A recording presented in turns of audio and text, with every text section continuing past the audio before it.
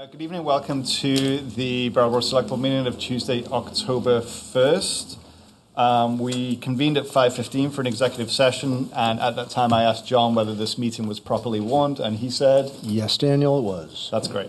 Our first order of business is to convene. We already did that. Our second order of business is to approve the minutes of September 17th and September 19th, 2024. Can I get a motion? A motion that we accept the minutes as presented. Okay, Peter's made a motion to accept the minutes of September 17th and 19th as presented. Any discussion? Okay, seeing none. All those in favor, please raise your hand and say aye. Aye. Aye, that passes 5-0. Chair's remarks. I believe it's somebody's birthday today. That somebody is Austin Rice of BCTV, and Austin is directing tonight's BCTV live stream. Franz, can you please mute that? Thank you. I never get to experience BCTV because we're just doing this, but the fact that they are able to put out a really professional product every couple of weeks with us, and this is not the only thing they do. They cover many meetings and events around the community. So I just want to thank BCTV and take this opportunity, and I hope that Austin has a good birthday select board directing session. Second thing I want to mention is about how to participate in this meeting, and I mentioned this for everyone, including select board members. One thing you need to do in order to be able to speak is to be recognized by the chair. So that involves raising your hand and then the chair saying, yes, so-and-so. So please seek to be recognized before you participate in the meeting. If you are participating from the public, we do have a time limit for folks who are speaking. We hold it at 3 minutes. It's a kind of up to 3 minutes. If you find that you need to speak several times on a particular agenda item, we'll sort of prioritize voices that haven't been heard ahead of you, but you know, depending on how much time we have available, you'll get maybe more than one chance to speak if necessary. We've had lots of participation in meetings recently, and I felt like we needed to remind folks about order and about, how to participate in the meeting. I think people are getting used to that, but if during this meeting people need further reminders, I won't be shy in making them. Would you like some water? And with that, I close my chair's remarks and pass it on to manager's comments. Thanks, Daniel. The town has been informed from the Elections Division at the Secretary of State's office that there has been a delay in the mailing of ballots for the election. We've been assured that all ballots will be mailed out today or tomorrow. Please allow the mail ample time to arrive, but if you do not receive your ballot by Friday, October 11th, make sure to contact the town clerk's office so we can ensure that you get a ballot. As a reminder, the election will be held on November 5th from 7 a.m. to 7 p.m.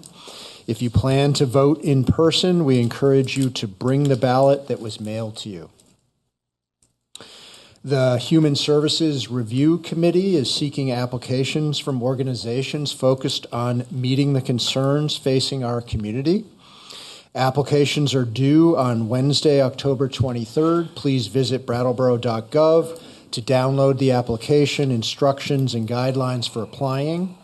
An informational forum for applicants will take place at the Brattleboro Municipal Center here on Tuesday, October 8th from 4:30 to 6 p.m.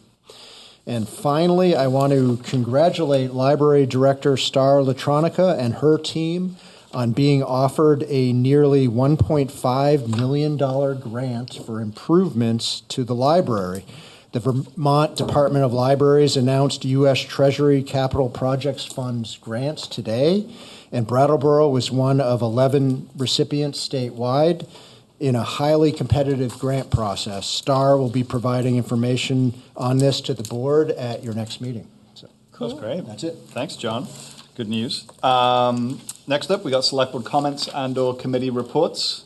Anyone with either of those things? No. Okay. Seeing none, we're going to move on to public participation. Public participation is for things that are not on tonight's agenda. If you'd like to be recognized, you can just raise your hand and I will recognize you. If you're on Zoom, I will try to see your name from afar. And this is also an opportunity to speak about your desire to have the Select Board discuss something that's on our consent agenda. So with that being said, anyone wish to be recognized? Yep, Mr. DeGray.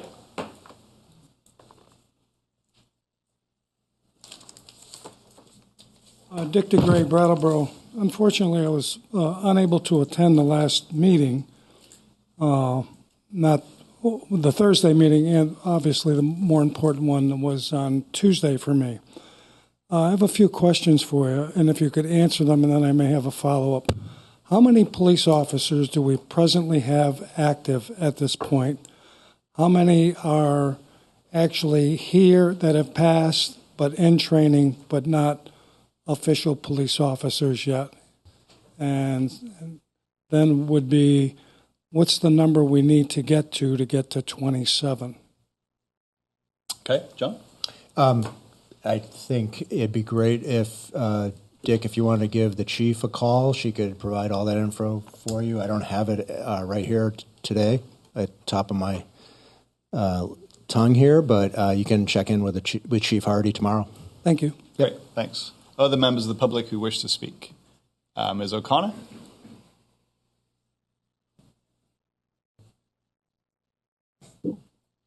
Thank you. Kate O'Connor from Brattleboro.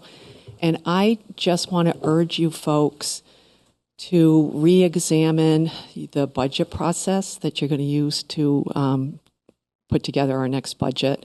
At the last regular meeting, you folks spent, or I guess you spent $1.4 million, and $800,000 of that would be in the FY26 budget.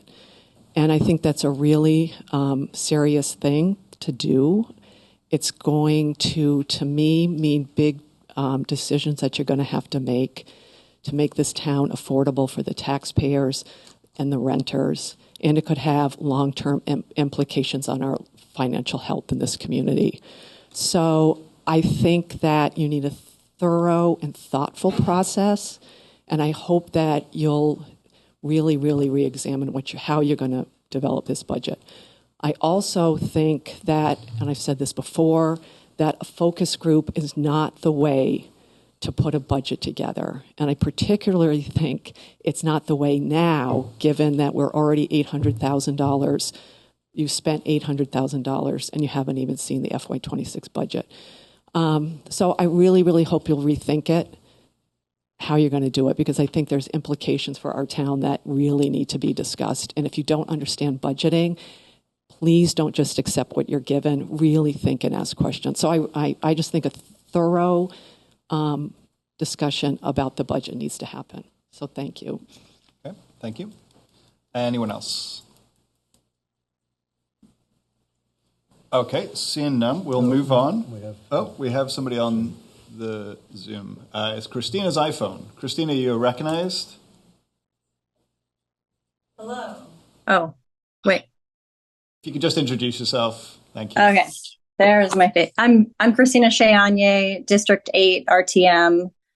And I realize this is a comment, so I guess it's more of a question, but I'll turn it into a comment, which is, it would be really great if the town could help inform everybody what is in the new ordinance, because I keep getting asked to do that job, and I keep directing them back to you guys. And I've been talking to people about the ordinance, and they have no idea what's in those 14 pages. They're really excited about it until they start to hear about what's in those 14 pages. And yeah, it's a drastic change to, and I'm wondering what you guys have planned to help us all understand how the town is going to change.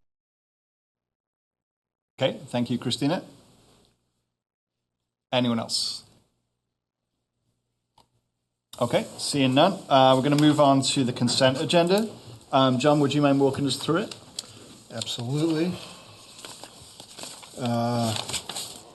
5 items on your consent agenda tonight.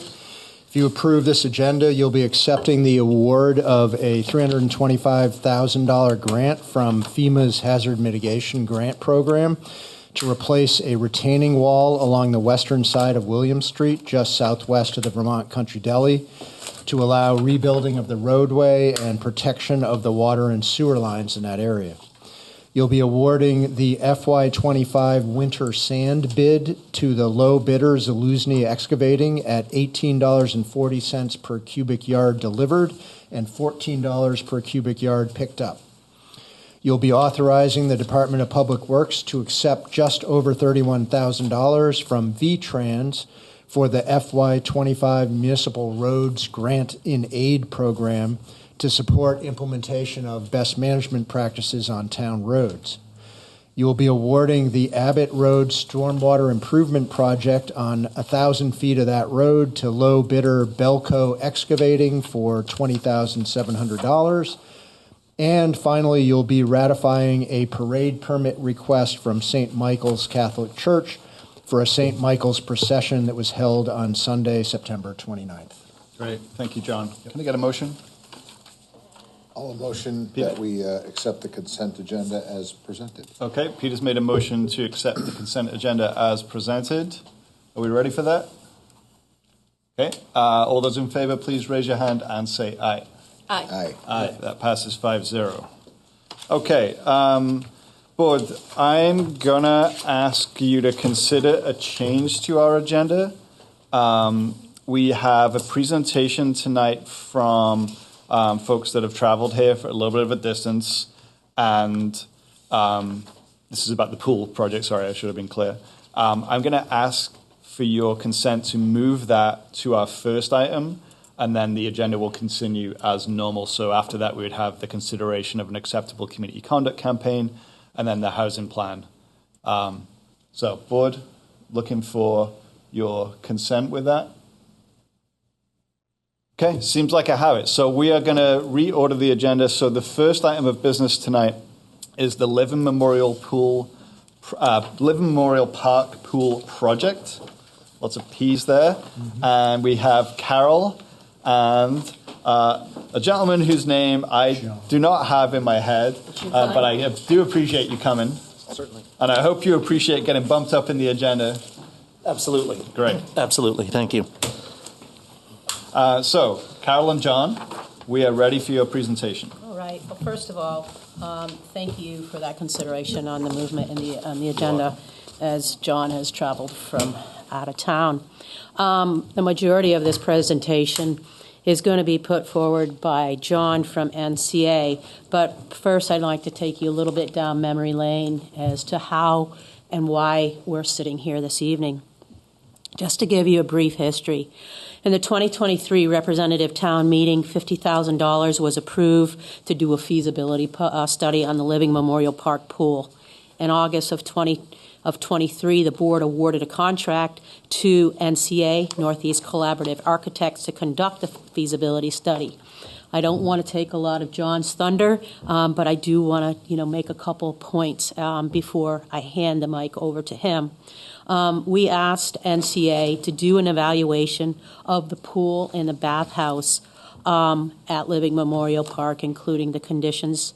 We asked them to hold community meetings to gather input as to what the community would like to see in a new aquatics facility. And we asked them to come up with conceptual designs along with cost estimates for construction and operational expenses. The pool was built in 1957 and renovated in the late 80s. Over the past 40 years, we've had several repairs done to the pool, and we're getting to the point that the Band-Aid just does not stick anymore. The biggest challenges that we face here today is the pool holding water. We have a 300,000-gallon pool, and this past summer we went through approximately 12,000 gallons of water a day, which equated to about 850,000 gallons over the course of the summer. So that's pretty significant water loss. The bathhouse is a cinder block building that is not welcoming. And not only is it not welcoming, it's not gender neutral. So when you first come to the facility, you have to decide what direction you would choose to go in. And at this time, the community is looking for a lot more than that. So we gave that marching order to NCA, and I'm going to, like I said, I don't want to take all of John's thunder, so I'm going to let Patrick pull up his presentation, and I'm going to turn it over to John to further the conversation here. Great. Thanks, Carol. John, welcome. Thank you. And again, I do appreciate the opportunity to present to you on this. And yes, working with Carol and Paul and the Recreation Department on the study from about a year ago now to where we are now. But basically, we met back in, we had a presentation back in March, and I want to kind of bring you kind of back to that point when we were back with you in March and some of the tasks we had in front of us, and then carry that forward to where we are now in the study process. So if you can advance the slide.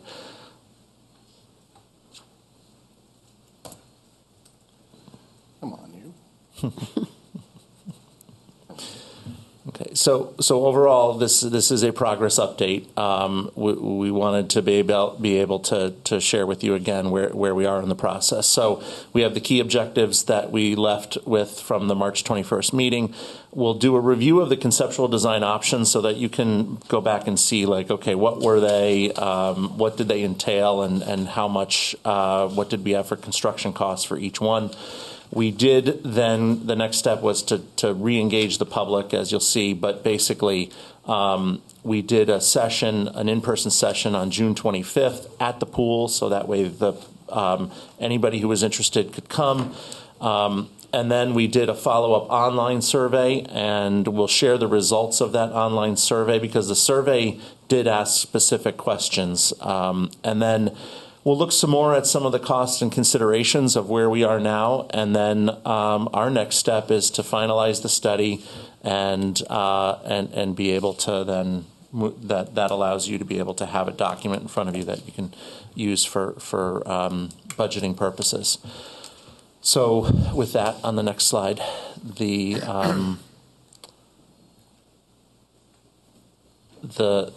tasks really as we left that meeting were to re-engage the public and determine preferences of the design options.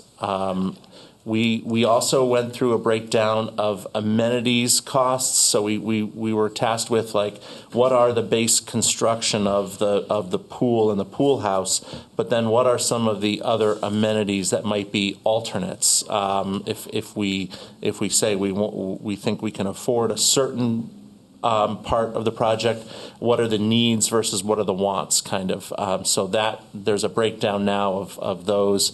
Developing an estimate of operational costs. We worked with Carol to help develop those based on experiences in similar pools that have gone to multi-pool arrangements, to enclosed pools, to full indoor operations.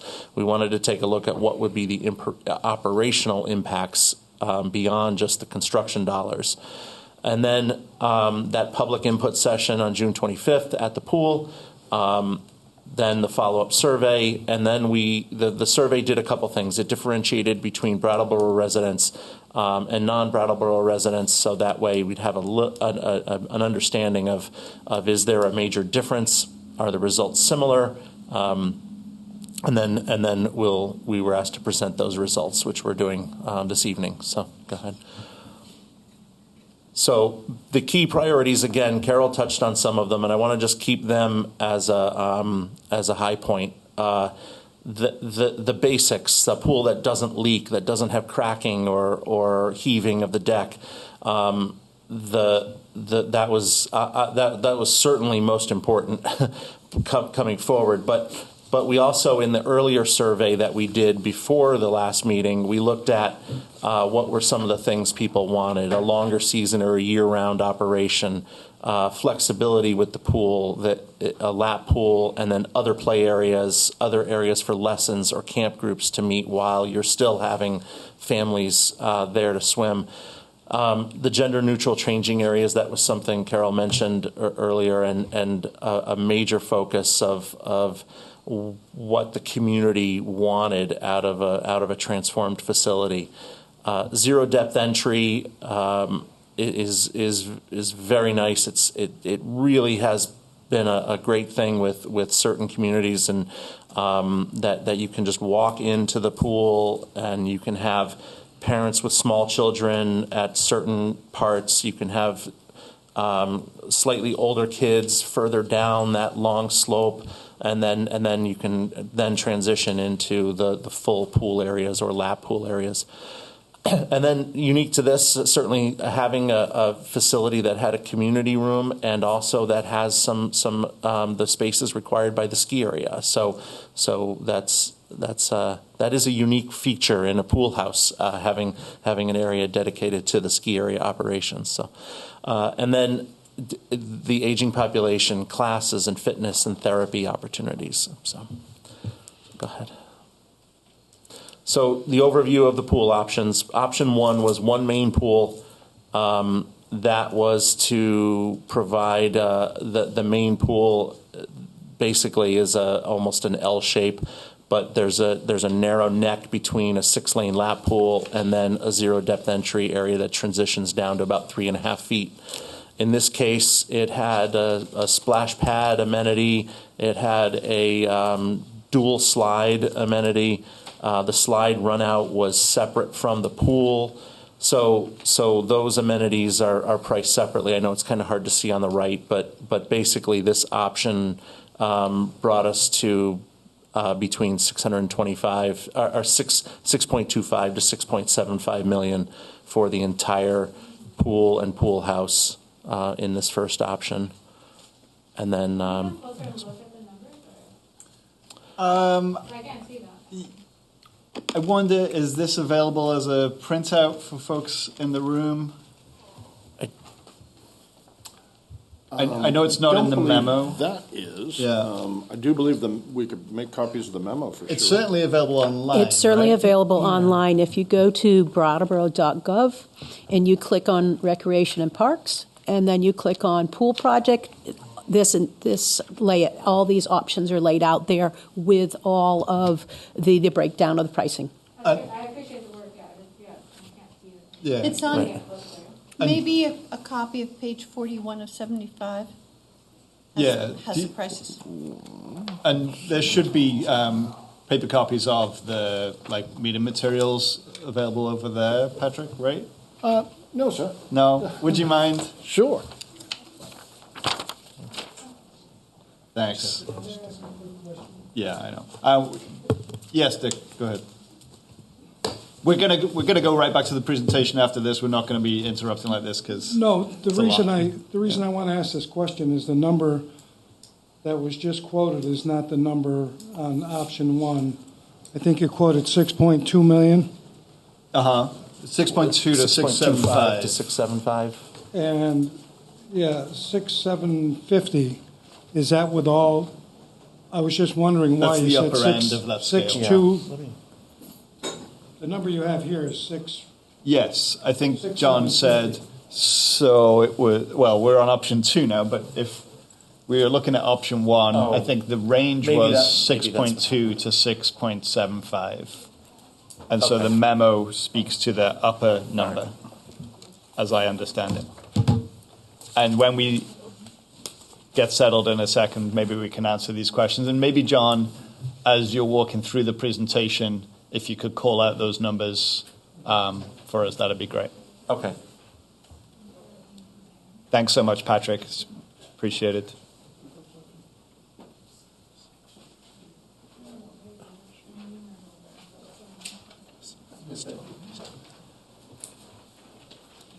Thank you. Okay, so we're going to go back to the presentation, and let's save all of our questions for the end. Okay.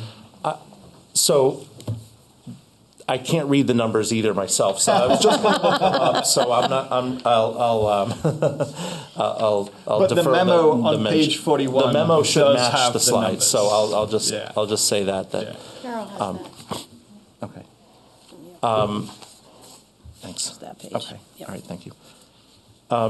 So option 2 is 2 pools. One being a 6-lane lap pool with an L, still an L shape, but the L shape is mostly a 3-foot, 3-foot or 3.5-foot section for different activities. It could be for lessons. It could be for an exercise class. The pool on the left is has a various number of things. It has a zero slope entry, a zero depth entry. It has some benches at various heights. It has some spray features in the pool area. It has slides that go directly into the pool and has a separate plunge pool area at the required depth for that. That's roped off, separate from the rest of that pool. So that type of pool, one of the options we looked at early was to look at what Rutland had done, and I think this is similar to what Rutland had done, where they had done 2 pools, one more of a 6-lane lap pool and the other one more of an amenities pool. And then option 2A and 2B on the next slides, these start to look at enclosing the 6-lane lap pool. In option 2A is a membrane structure. It's basically a steel frame with a membrane on it. That's on the image on the lower left. And then the other option was option 2B is a glass enclosed system. So that has more of a glass and aluminum frame structure. And then option 3 was to look at a fully enclosed indoor pool.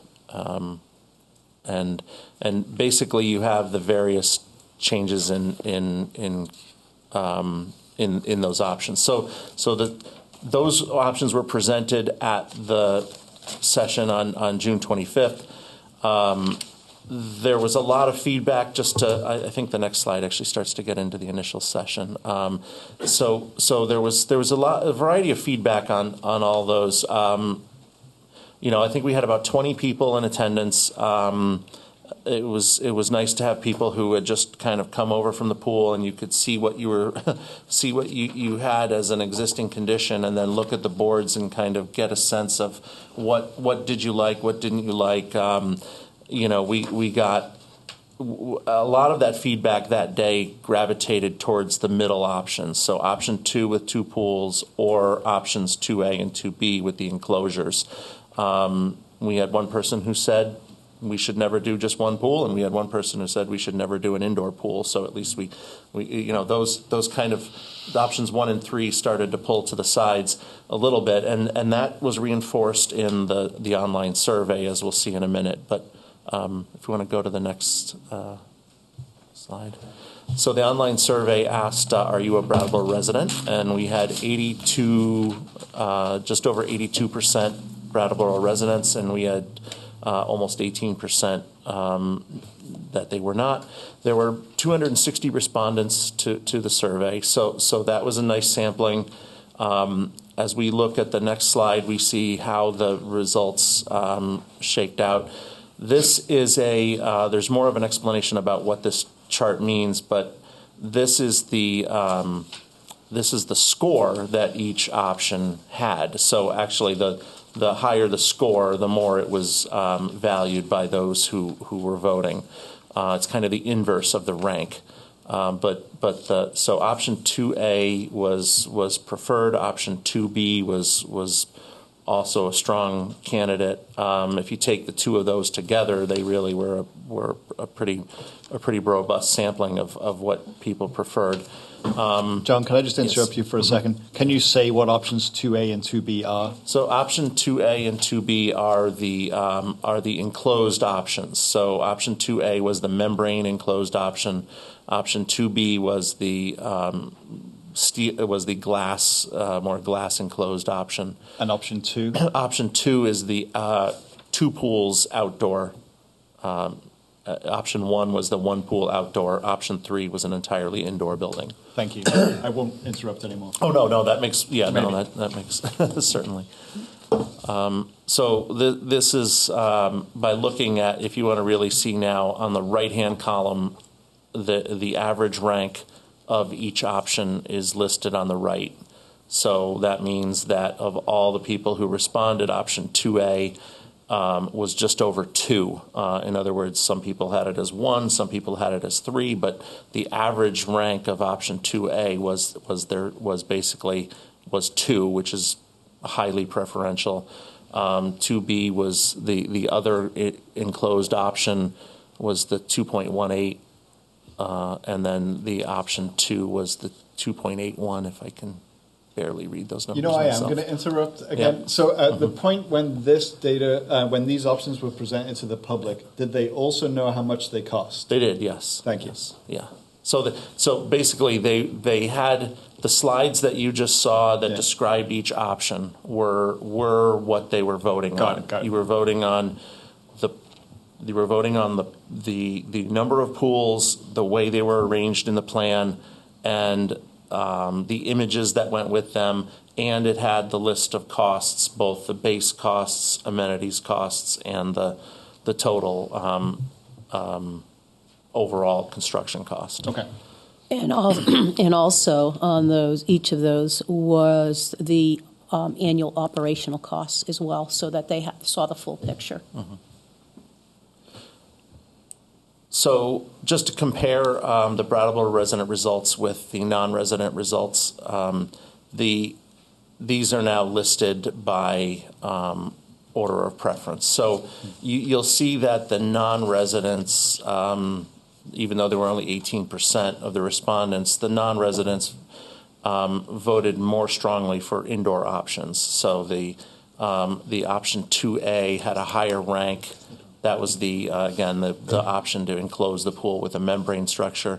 Option 2B, the option to enclose the pool with a glass enclosure. Option 2 then was less preferential. It was that's where the numbers start to shift, and the Brattleboro residents voted higher for option 2, the 2 pool outdoor option, and then you see a flip. Option 1.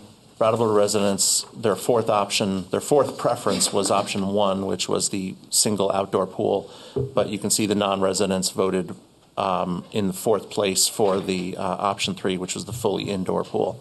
So that's an overall sense of how the results compared, how the rankings compared from the Brattleboro residents to non-residents. And again, there were 260 respondents, so I think that's something we have to keep in mind. I'm not sure what the current percentage of overall town residents is, but that's a lot smaller portion probably than you're going to have at a town vote or a town bond issue or something. So, so here's the summary with the costs. Now I think we can. To come back to that, the cost of the actual construction. So just keeping in mind, again, option 1 was the 1 pool with the slide. That's where we were the 6.25 to the 6.75. The option 2,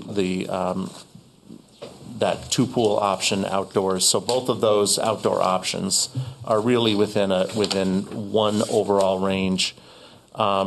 The option 2A and 2B, one being the membrane enclosure and the other being the glass enclosure, those again are in another similar range. Then the entirely indoor pool kind of moves to a third range of costs. Just thinking about things in overall sense, and that's just again for the construction side of things. When we look at operations, I think if you go to the next slide. We look at I think Carol and representatives from the town had done some looks at what the preliminary estimated tax impact is, and that's where if we're looking at the combined bond debt for construction costs and the annual operation cost increases, That's where from where you are now on operational costs. The outdoor options were about a $15,000 increase for both options 1 and 2 on average, more for option 2 because it's just simply 2 pools. The enclosed options 2A and 2B, that's where you bump significantly to another $450,000 because you have a year-round operation, you have added staff, you have new, now heating water, you're now heating space. So we're talking about a much different paradigm in terms of what type of facility we're talking about. And then the full indoor option, similarly, large increase in overall operational increases to about $500,000 more than what you're spending now.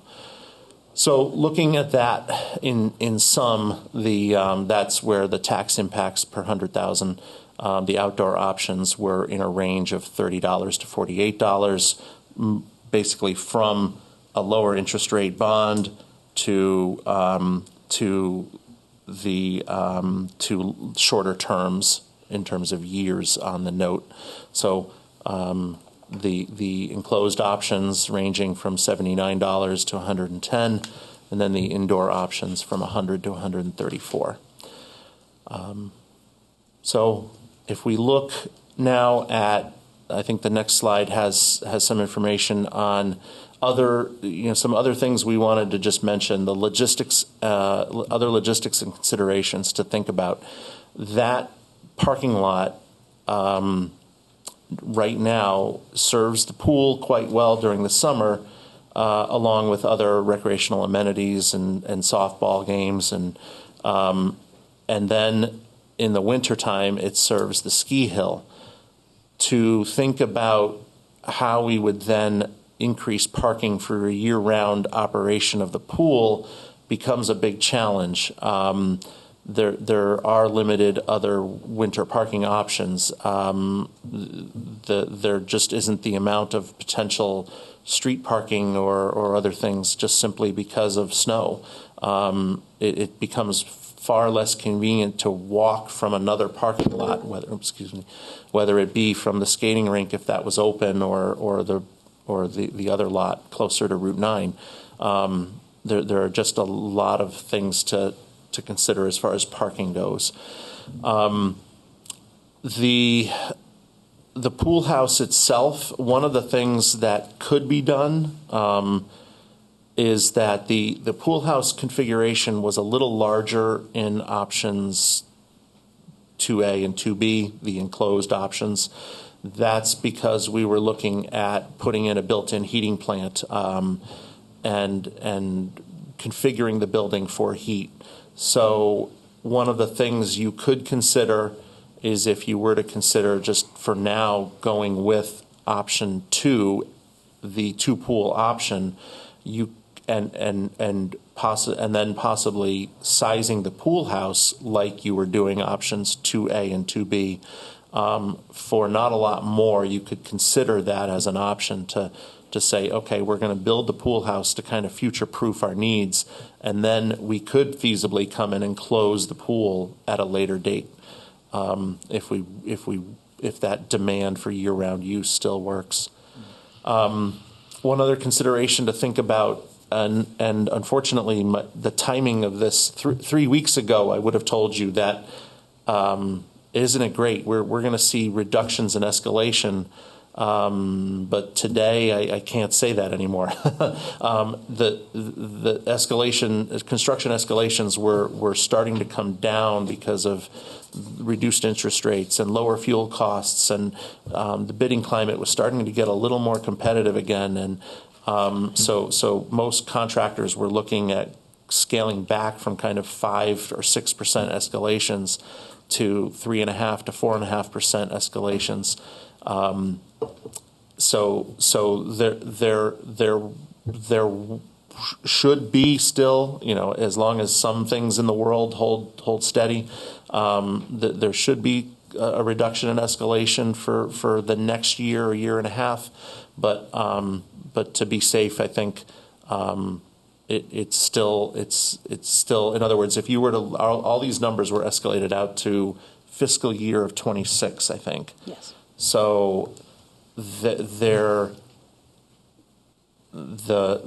based on where things are today with construction cost escalation, it does seem like that accelerating anything you do is a positive, because we could see lower costs next year, or next year to year and a half. And again, as long as there aren't too many more strikes or potential wars in the world. So, but that's where we are with escalation and things. And then I think that is close to wrapping things up here. Again, Carol had talked about, I think in her memo, some of the things about the pool as it is now. It's 75 years old. It's outlived its life 3 times over, or twice over. Its last major renovation even was in the 1980s, a very long time ago. There's structural cracking, there's heaving of the deck. Those issues will not get better, they will only get worse. The cost of repairs will only continue to be a burden. The constant refilling, I think Carol's math is almost 3 times the volume of the pool. So that's a huge expense and use of water, potable water, and that the cost of water and its value to the community in general will not decrease. And meeting the needs of the current community, those pool users might not be pool users if they can't have their needs met. And again, with the pool house, some structural issues and ADA and gender neutral challenges. So I think overall the need is great, continues to be great. And if we go to the next slide, I think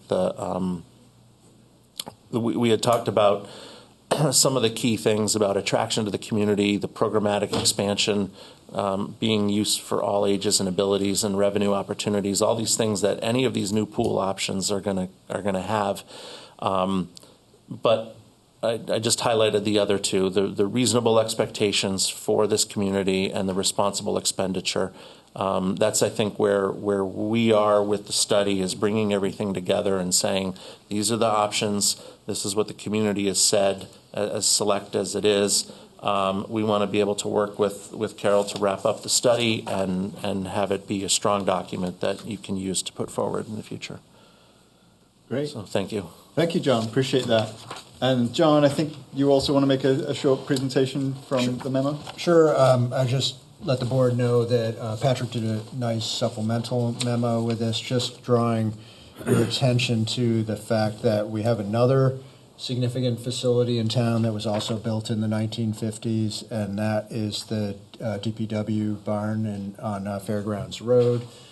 That facility is also limping along and is another potential large capital expenditure that may be needed will be needed sometime over the next 3 to 5 years, I would say. So the memo brings a focus on the fact that we probably need to do some capital planning around these 2 different ideas and how that would fit into the guidance that we have from the board on borrowing. Mm-hmm. And there's details about that in the memo, and Patrick or I would be happy to answer any questions you have about that. I think it would be helpful to get a sense if there are any of the pool options that could start to be eliminated from consideration as we move forward with a more in-depth analysis of both the DPW garage and the pool project. The DPW garage is sort of in the planning phases. We don't have a cost on it yet. We have a placeholder number, but it's really too early to say exactly what that would be. Yeah, I think that's it on that. Great. Thank you, John. Thank you, John and Carol. Please stick around. I'm sure we'll have questions for you. So, board, let's hear from you guys first. We'll hear from the public as well. We don't have a motion on this. We're not looking to make a hard decision on something, but some feedback would be helpful, I think. So, With that being said, who would like to speak? Who would like to be recognized? Let's practice that. Richard. Question. The figures that we have for the combined tax impact are relate only to the construction costs, right? Are you asking these guys? Well, No, I can answer that. so they're combined on page 40. Yeah, page 41 has both the debt costs and the added operations costs built into it. Oh, that's built in, the operation cost. Yeah, it's that second line below the debt line on each of the options. In the top part of the chart, Richard, you've got like the term of the loan, the debt, the added operations, and then a total cost. Yeah, I'm asking the tax impact. Is that built in too with the operation costs? The tax impact is the result of those costs above it. Yep. Oh, okay. That was my question. Yep. Okay. Anyone else? Elizabeth? Thank you. I have a couple questions. First, is item A and B, are they heated? The options A and B, the 2A and 2B options No. of the pools. Single. The single pool and the dual pool outside, the two outside Oh, options. no, they're not heated. 1 and 2, thank you. Right. And the membrane versus the glass, is there a lifespan associated with each of them? Yeah, that, I believe the lifespan is about 25 to 30 years. For each? For each one, yeah. The membrane is closer to the 25 side, and the glass is closer to the 30 side. And are they problematic in any way? One have benefits and the other doesn't? Well, so the membrane option would generally be would be more sustainable on its own. In other words, it is basically a fixed membrane. It is up year round. That's one thing that has to be remembered. This doesn't come down. The membrane doesn't come down in the summer. It does stay up year round. And there are overhead doors on the sides of, and by overhead doors, I'm talking about almost like a garage door, that are on the sides or ends of that enclosure that allow it to open to the air, so that it would be open to the air from the sides in the summertime. But once you reach, end of August, September, you'd have those doors generally closed, and you would be heating the space.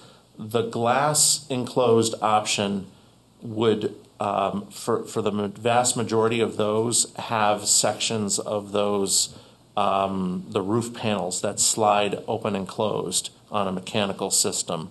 So those tend to need more maintenance and upkeep and repair. So while that option lasts longer, it is more of a high maintenance issue. Mm-hmm. And option 2, with the 2 outside pools, a roof, a membrane, or glass could be added later if we so chose.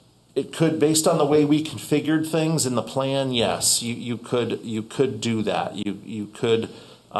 Because we were looking at not really changing the pool arrangements from option 2 to 2A and 2B. So those could be added in the future. The one thing that it might make sense to do is to, as I was talking about kind of the future proofing, was to add space in the pool house, add space and some infrastructure in the pool house so that you could heat that and provide heating to the space, heating and ventilating to the pool space itself in the future. So as long as it's not a lot of square footage to just add on to the pool house now, whereas the bulk of that cost comes from the actual enclosure and the actual heating of the pool and so on. Great, thank you. And my last question is for Carol. Carol, you have any wonderful grants out there you have in mind? I don't have any from the HIP at this time. There's, each year. Every year is different, but there's nothing that's coming across the desk at this time to that magnitude. Small stuff, yes, but we're talking big, much bigger money in this situation. Thank you, Carol. Thank you, John. Franz? Thank you, Daniel. Thanks for that presentation. I thought it was really good and informative. So I'm curious about this membrane. What is it? I mean, membrane sounds thin. Winter sounds long and cold. I mean, how does it hold up, and how is it insulated? And I mean, tell me about the membrane. So, to the best of my understanding, I believe it's a PVC product. It's almost like you would have a PVC roof. There are some examples we could look at. The one that comes to mind closest to me where I am is in Connecticut. It's a large aquatic complex in Cheshire, Connecticut, that has all under one roof, one large enclosure, a series of pools, and including a 50-meter pool, I believe. So there's a lot of deck area because they hold multiple competitions at this pool. You would heat and ventilate the space. I have been in it during swim meets in the wintertime. As you get right up against the outside wall, you feel a little cold along the like touching the membrane itself, but it holds the heat just enough to be able to run the swimming events. So it's. It seems like a big energy drain to me, just, Yeah, because you're heating space that's only protected by a thin membrane. You're absolutely right in that regard. But it's strong enough to hold up to a snow load and all that? Yeah, it's. I believe there are some examples in Vermont, but I know that the one that I think of the most is close to where I am in Cheshire. Mm-hmm. And now you don't use the term fully enclosed with that, though. You say the fully enclosed option is option 3, but the glass and the membrane, I mean, we didn't necessarily those options really related to the fact that, and I think it goes back to the idea that you could potentially add them later. In other words, you'd be starting with the same pool house you have in option 2. You'd start with the same outdoor pool you have in option 2. So we're just talking about enclosing the lap pool. There's a small L off of it, but basically it's enclosing that lap pool, and leaving everything else outside, leaving the pool house generally as it was designed. I didn't go through the plans of the pool house today, but from the last session, I think we did. And all of that is generally the same configuration. When we move to option 3 and thinking about an entirely indoor pool, that's thinking of like the Keene YMCA. It's you walk into a building and everything's indoors. It's all designed to be indoors from day one. It's a full insulated building now. Okay, I understand. The other thing I'm thinking about is I was down. I don't usually swim in our current pool, but I did go down there a couple times this summer, and everybody seemed to be having a good time. And despite the age and the leaks, etc., it seemed like it was still a functional pool. Do you anticipate that changing? I mean, is something going to collapse and be unusable at some point? Well, I can't really crystal ball it more than I think Carol or Paul or anybody else in the department could. But I think to the point that we did observe there's a known crack or buckle in the wall of the pool. And it's concerning enough to the point where something should be done in the near future. You may need to rebuild that wall. If it buckles any further and you just can't caulk it or seal it or whatever. The only remedy may be to remove that wall and tear it out and replace it. Not an easy thing to do with a swimming pool. It's a big challenge in terms of the water removal and repair and replacement. The other concern about just the use of water, the amount of water that goes through that pool, it is surprising that you're filling that pool 3 times a summer every year. Mm-hmm. Over 10 weeks, yeah. Yeah. Yeah, I think it's important to mention the water that we're losing. We're losing it in the top 6, 8 inches, where that expansion joint is, underneath where the skimmer interfaces with the pool wall. That's where we're losing the majority of our water. And that's, that's pretty significant, and it's, affecting, the pool deck too that was recently repaired. And we're talking about that particular joint has been repaired. It was repaired in 99. It was repaired in 2008. It was repaired again in 2016 and repaired again in 2021. So the Band-Aid is not holding. The stitches are long gone. The pool has lived its life cycle, I think, is the important thing to say. How much longer can we get? I can't sit here just like the same crystal ball that John talked about. I don't want to come here and tell you we don't have a pool project on the horizon and we're going to be closed this summer, because we don't have a pool, because the deterioration has gone too far. And I just think it's important. Do I think the sky's going to fall next summer? Probably not. Are we still going to lose 12 to 13, 14, 15,000 gallons a day next summer? Yeah, we probably are. And when we do these patches, it holds for maybe 2 years, and then 3 years, and then we're back to the beginning again. So right now we're throwing good money after bad money time and time again. And I think that's an important piece to mention this evening. Great. Thanks, Carol. Let's hear from Peter.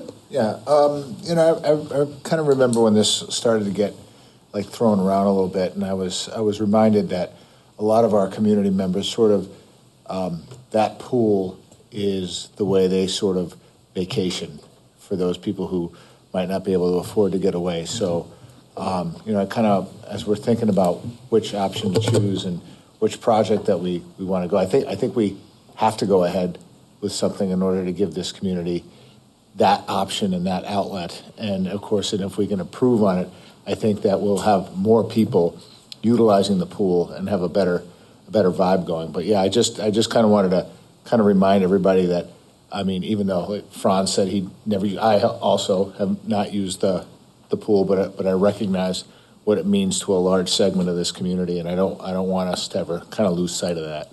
I think that's a real important comment to make. If you come to the pool between the hours of 1 and 5 every day, those are the kids that are coming to the pool. That's their summer vacation. They're going to the pool every day. They're able to come to the pool, and at the pool there is the summer food program. So they're able to come to the pool, they are able to get their lunch, and they're able to spend the day at the pool, and that's where their summer memories are made. Their summer memories are not made at Cape Cod. They're not made at Hampton Beach. They're not made in Maine. They're made at Living Memorial Park. And saying that, I need to put this out there on the table. I think whatever the board chooses to do, we need to remember that over 60 to 65% of our community, of the kids in the Brattleboro schools, are eligible for free and reduced hot lunch. So we need to build something that the community can afford. Mm-hmm.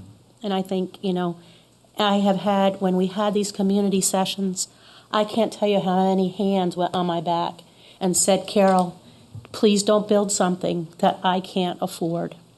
Mm-hmm. And I think they're looking at it from the tax base, and I think they're looking at it from the day they walk into the front entrance of the pool and having to pay those daily fees. Yep. So I think, that's, Fish, you made a great point for me to take off from, but I think that's one big piece that we heard, or I heard.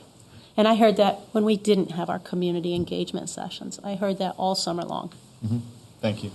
I'd just like to speak on this for a second. So a couple of years back, we set a priority on the board of delivering an expansive vision for the town pool. And some wags joked expensive. But what we wanted to make sure was nothing was off the table before we'd even had a chance to consider it. We weren't nickel and diming the project, before the community had seen the options and the costs, because those two things need to be weighed and balanced.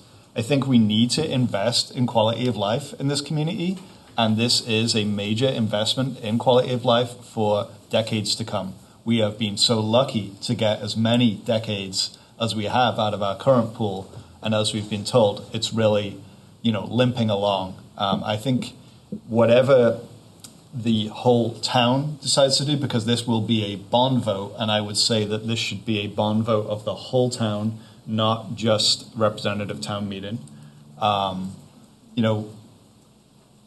People will vote according to their vision for the future and quality of life, but also, their pocketbook as well. So I do think we need to bring forward a bond vote later in this fiscal year so that the community can weigh in. The other thing that I don't see in these preliminary kind of estimates is revenue. So there is a $25,000 line in the budget for revenue for our current pool operations. With a better pool, I think Peter said this, a better pool is likely to attract more people to use it. With a pool that's open for a longer amount of time, that's also going to attract more users. It's also going to have increased operational expenses as well, and those things will balance in some kind of way. To give folks an idea, I just bought a 6-month membership at the Colonial Pool the other day because I'm going to try and take up swimming properly and get through the winter that way, which I can't do in our town pool right now, no disrespect. That cost me $406 for 6 months. The tax impact to my household, based on what my home is assessed at, would be somewhere between $50 and $214 for a year. So for folks that are serious about swimming, they're already paying, multiples of what it would cost their taxes. That is the benefit of doing it as a public good. We share the burden across the whole tax base. I also know that, those kind of facilities, those private facilities in our community are struggling to maintain their infrastructure because they need to keep their rates reasonable enough that people will go there, but I don't think they're managing to cover the costs of maintaining their infrastructure as well. So by building a pool that can be open year-round in Brattleboro, we are really investing in our community. Maybe it will help grow our grand list over the years. It'll bring people here.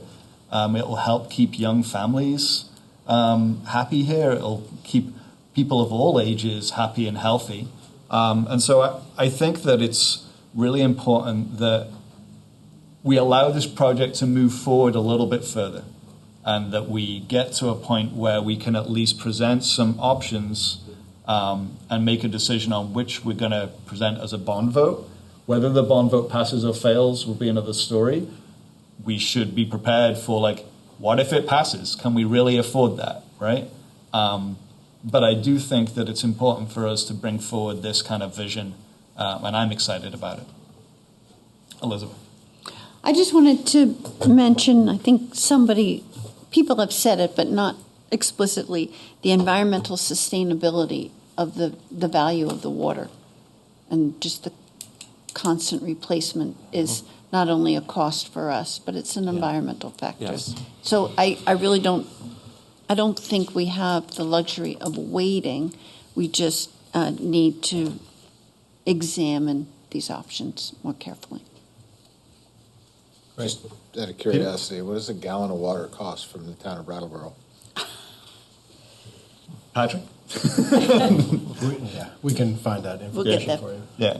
I mean, I'm sorry, sir. just by judging I'm by... joking, Patrick, I'm joking. What's that? We can put together a cost estimate of what that $800,000. Yes, the loss. It'd just be costing. fun to know. Oh, no. We should definitely find out the cost of losing all that I mean, water. because Yeah. I'm sure if that was a private household, there'd be some tears shed. Absolutely, Yeah. yeah. Let's hear from the public. Members of the public who wish to make comments or ask questions, if you want to be recognized, come on up, Steve. And if you could direct your questions towards me. Okay. And I will give you up to 3 minutes. Yeah, Steve Zaluzny. I think a great project. I guess one of my questions is, to me, somewhat Cadillac in nature, and maybe I'm wrong with that. I know things cost a lot more money now than they did 5 years ago. But I guess, if you can afford it, sure, if you can find grant money, I love these proposals. Indoor, all year long would be great. I'd probably use it. So what can we afford to do is the other question, So if you can get the money, love these. If you can't, then what do? You still need to replace the facility at some point in time. I guess the question is, are we locked in with these designs, or can we look at other options like design build, with all due respect? I guess is a question. If you're, obviously maintenance is a big thing. Things are deteriorating, so it does need to be replaced at some point. So if you're trying to be economical, then you're probably going to go with non-year-round. You're going to build a new pool that has new equipment that will last hopefully 20, 30 years before you have to replace the filters, the piping, concrete, or whatever. And then, how many pools do you build? It would probably be one, potentially, if you're trying to economize. And you need a new building, so you replace the building with whatever is adequate, but is durable and will last a long time. So that's just some other thoughts out there, that I assume that there are other options that are possible that, if you can't afford the Cadillac, you look at other things. Mm-hmm. Thanks, Steve. So are there other cheaper options available to us? Well, I think that, so from what I heard, I think to address some of the specific questions, again, these are conceptual level options looking out years into the future. So we're still talking 2 years into the future. There would still have to be design done. There would still have to be then construction. The idea of design build is certainly on the table. That's kind of a delivery method for the overall project, where after town vote you could put out an RFP for design build services, so that you have a construction team with a design team working for the contractor to deliver on budget. But I think in terms of trying to help put realistic budgetary numbers in front of you, that's one of our tasks. The one pool option is certainly a little bit cheaper than a two pool option, because again, it's just the one pool, and we did pull out some of the amenities on that one. You could decide not to do the slide or the spray features and just do the one pool and the pool house. So all those options are on the table, and kind of a subset of option one. Great, thank you. Other questions from members of the public? Yes, and I don't remember your name, and I'm sorry about that. Caitlin, come on up. Thank you. Oh, very short. Hi, I'm Caitlin. Would live in Brattleboro if I could afford it. Your work is amazing. None of what I'm going to say is like anti anything you're saying. I think I can definitely say other members of the public feel that it is incredibly dystopian to talk about spending this much money on public infrastructure for a pool when there are so many people unhoused in our community. Also, you talked about it a little roundabout, and I'm a lay person, but I'm assuming you're talking about... If you could address your question. Oh, yes. You're saying the cost in the past few weeks, The construction costs projected are going up in the past few weeks because of strikes and because of the natural disasters that are happening in the South. We, as another community that's had multiple 100-year floods in the past few years, are absolutely going to need the same kind of infrastructure costs that the South is currently dealing with not having. What we don't need is a glass-enclosed indoor pool for people to come together for $650 million. What we do need is public spaces for people to come together, spending that kind of money on public infrastructure where people can come together, potentially swim, potentially be together, build those summer memories that you're talking about. Absolutely necessary. I grew up around here. All my best memories are built around water. There are also other options for building a public pool option. Alston, New Hampshire, for example, has their public pool in a river. We live in an area with incredibly abundant natural swimming resources. This is one of the few places in the country you can walk 10 seconds in any direction and find a place to swim. I don't necessarily think it's terrible for people to be able to swim in the winter, but if you're spending $650 million on heating and water, Vermont has the second highest homeless population in the country. People need heating and water to survive. I'm all for swim teams and stuff. I'm not trying to say anything bad about swimming, but give me a fucking break. Oh, okay. You can't. Oh, I'm sorry. I meant give me a break. Yeah. Okay. Thank you. Thank you. Thanks. Is that my time, or do I still? Okay. Thank you. Thank you. I'll be back. All right. Bethany?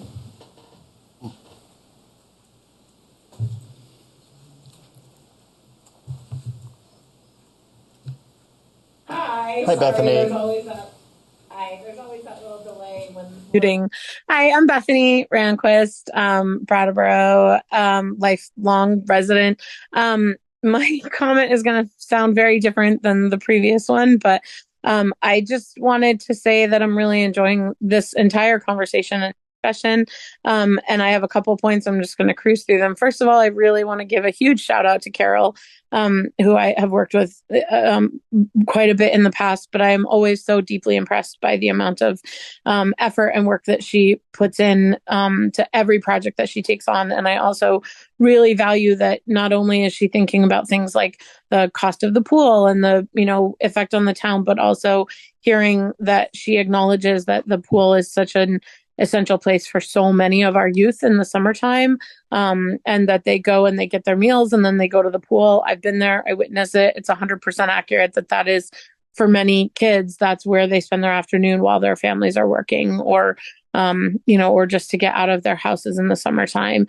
And in a time when we have such a food insecurity risk during summer and a safety risk for children, I think it's really important that they're able to have a safe place to go and eat and swim, and be in a positive environment. So kudos to Carol on that. And thank you, Carol, for acknowledging. Well, I know I can't talk to Carol, but pass Carol my thanks for acknowledging that really essential part of the role that the pool plays in our community. Wanted to touch a little bit on the idea that considering going on a summer vacation comes from a place of privilege for any of us that go on it, not aiming this at anybody who mentioned it, but any of us who are able to go on a summer vacation are likely a lot more privileged than a lot of the families in our community.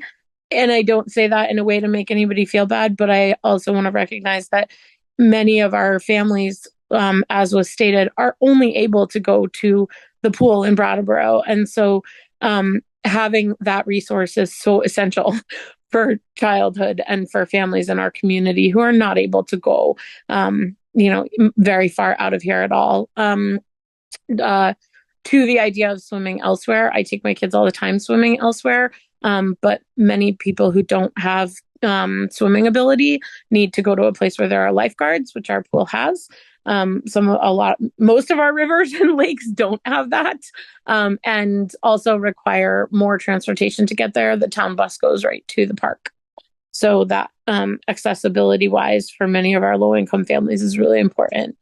And also wanted to say that in a time where we're looking at, ways that Brattleboro is unique and wonderful. I really love that we're looking at something that enhances the quality of life for so many people, whether it's kids on swim team or I know I'm getting close to the end of my stuff, but getting kids on swim team, which is an amazing team that we have and a really important important thing that the kids in our community have been really engaged in, or it's just people that spend the afternoon bonding with other parents while their kids are swimming. It's such an important resource, and I'm really excited at the possibility of improving what we have already. And then my last point, other than just yay for pools, is I would really encourage and request that you do put this to a bond to the whole town, not just to representative town meeting. I think it's something that everybody deserves a voice in. I love our RTM and our reps, but I think that many more people need it. Thank you. Other members of the public who wish to make comments or ask questions? Ms. O'Connor first. Kate O'Connor, Brattleboro. I didn't expect to say anything about this, but I would hope that you would think of things a little bit differently in relation to the cost. This has been happening sort of meeting after meeting. When you talk about a project, you say, oh, it's only going to be $50 more for each person, or only $100 more for each person. 2 meetings ago, what you folks did was just $250 more for each person. And I think it's more complex than that because you're keeping adding up the dollars. And I think you need to start thinking of where we're going to do this, but what aren't we going to do because we're doing this project? And I want to actually say that I appreciate what the town manager and Patrick did in outlining you got another project to think about, which is the DPW building. So I would hope that instead of going, it's only $50 more, right now we're up to $300 or whatever dollars more per tax rate. So I think it's more complicated than just saying how much it is. And again, I really think what Patrick and the town manager did about outlining what's going to happen at DPW is something that you have to consider this in the whole and not just this one specific project. Great, thank you. Dick? Nope.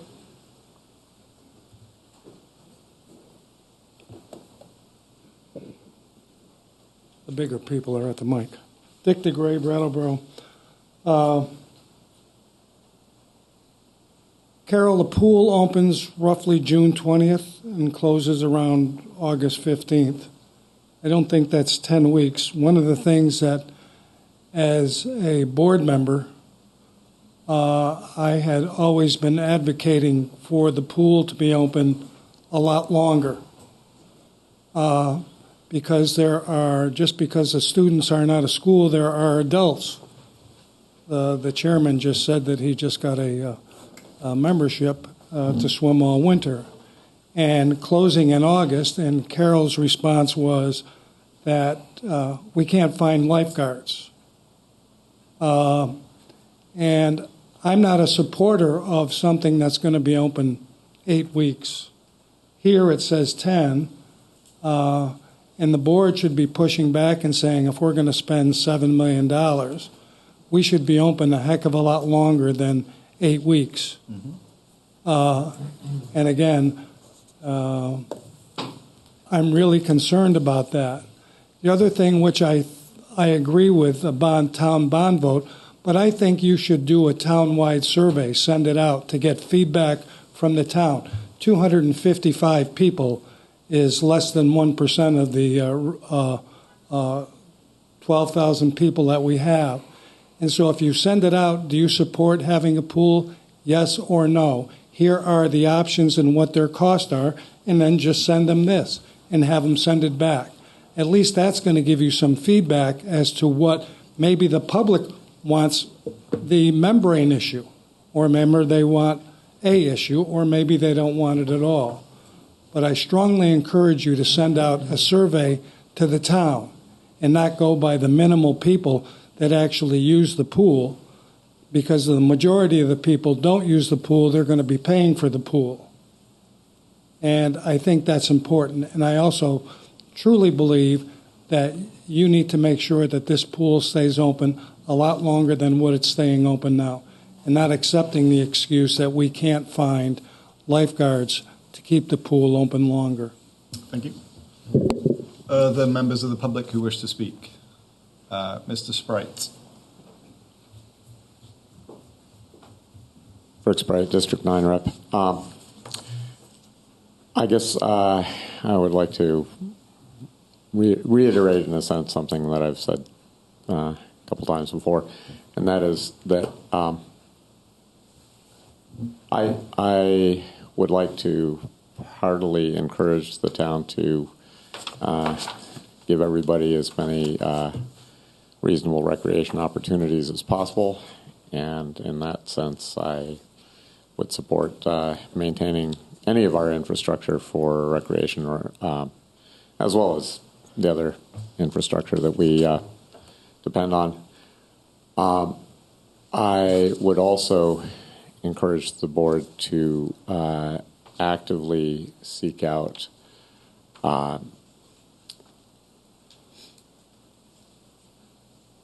wise counsel from those of us who are in the business of building infrastructure and are aware of how things can go together affordably before settling on a particular design or budget for something.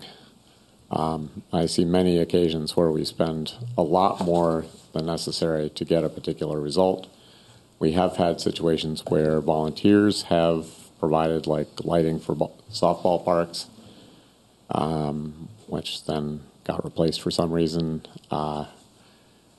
Anyway, there are many of us who would be willing to step up and help the board think through how to make these projects affordable, as well as making sure they happen. Great, thank you. We are getting pretty close to time on this item. Are there any other members of the public that would like to speak? And then I want to kind of come back to the board for some last few comments. Okay, so board, we've had a really great presentation. You've shared some of your initial reactions to it. We've heard from the public. I think one question that I see in the memo are there things that we want to rule out at this stage, options that we really don't want to consider so that we can help kind of narrow as we move forward? Peter? I don't know that we're at a place where we can narrow anything just yet. I mean, even though the sample size, which I consider a decent amount, gives us a little bit of guidance to step it in to those two suggestions that seem to rank higher, I might lead with those and maybe pick another one that might be a little bit more favorable to the tax base, and maybe march out with that. But I think kind of more information at this point is not, and I'm a guy who likes to limit, the amount that you put out there, because you'll get everything back. Mm-hmm. So I mean that's where I'm sort of sitting on this. Mm-hmm. Okay, great, thank you. Other members? Liz? I'm kind of leaning towards option 2 with future covering in mind. I really don't think any of us could swallow the whole new building, and I really value what many people have said about the type of community that we are and the needs of the children in our community. So I want to make sure that it can be affordable to the families in our town. Having said those things, the only thing that I would narrow the scope to would be the fully indoor option. You would take that off the table? Mm-hmm. Yep. Okay. As in option 3, which is the new building entirely, all pools. There's 2 pools and they're both inside. Correct. Okay. All right. Any reactions to that? I'll react in a positive manner. Okay. Positive reaction. Any other reactions? Okay. I will say yes. I think that's a perfectly reasonable thing to take off the table at this time. All right, no one seems to mind too much about that. So, John, I think you got some feedback there. Thank you. I fully agree with Dick about the opening, the number of weeks that the pool can be open. I think it's a real shame that it's open such a short period of time when, I come from a place where the summers aren't as good as this. And like, I know that I've been here long enough to now know that even though the summer is relatively long compared to the UK, it still is shorter than it could be if we were a few hundred miles south. And so I want to have the best possible pool experience for the town, which means an outdoor pool that can be used from the minute it's warm enough to be swimming until it starts to get some leaves in it. And I want to have an indoor option as well. I think that there's such a huge benefit to this community that people travel or they pay an exorbitant amount to get that kind of facility. They go to Greenfield, they go to Keene, they pay out of pocket to stay here in Brattleboro at the Colonial. And like, I think it's going to be a really wonderful thing, not just for swimming, but all kinds of, fitness activities. There's all kinds of like aerobics and PT, and you can't get swim lessons here. I'm actually currently going for adult one-on-one swim lessons to Springfield. I drive 45 minutes up the road to take a 30-minute swim lesson because the facility simply is not available here. And so like if we build this kind of infrastructure, we can also build that kind of softer infrastructure of actually, teaching generations of Brattleboro residents and neighbors to swim and have a healthy life. Peter. Yeah, just a quick question on that note, and knowing what it's like to find people to do things in an ideal, as Dick pointed out. Yeah, I agree. I'd love to see the pool figure out how to keep it open for 20 weeks. I don't know, but how do you staff it for 20 weeks, I guess, is the big question. So, like, how many lifeguards do you, lifeguards are probably the big thing, right? Right, lifeguards are definitely the big thing, and our lifeguards are college kids and high school students. I would love to have adult lifeguards, but I don't have any. I don't think I've ever had any. We're not attracting the adult lifeguards, which if we had adult lifeguards, then we could do that expansion. With staying open additional weeks, I could see us opening like Memorial Day weekend, possibly going into the school, but we would have to do weekends because we wouldn't have all the staff that we would need. In our current pool, as we sit, minimum is we need to have 4 staff on. God forbid if we ever had a backboard. You have to plan for a backboard every day. You can't say, we can do it with 2.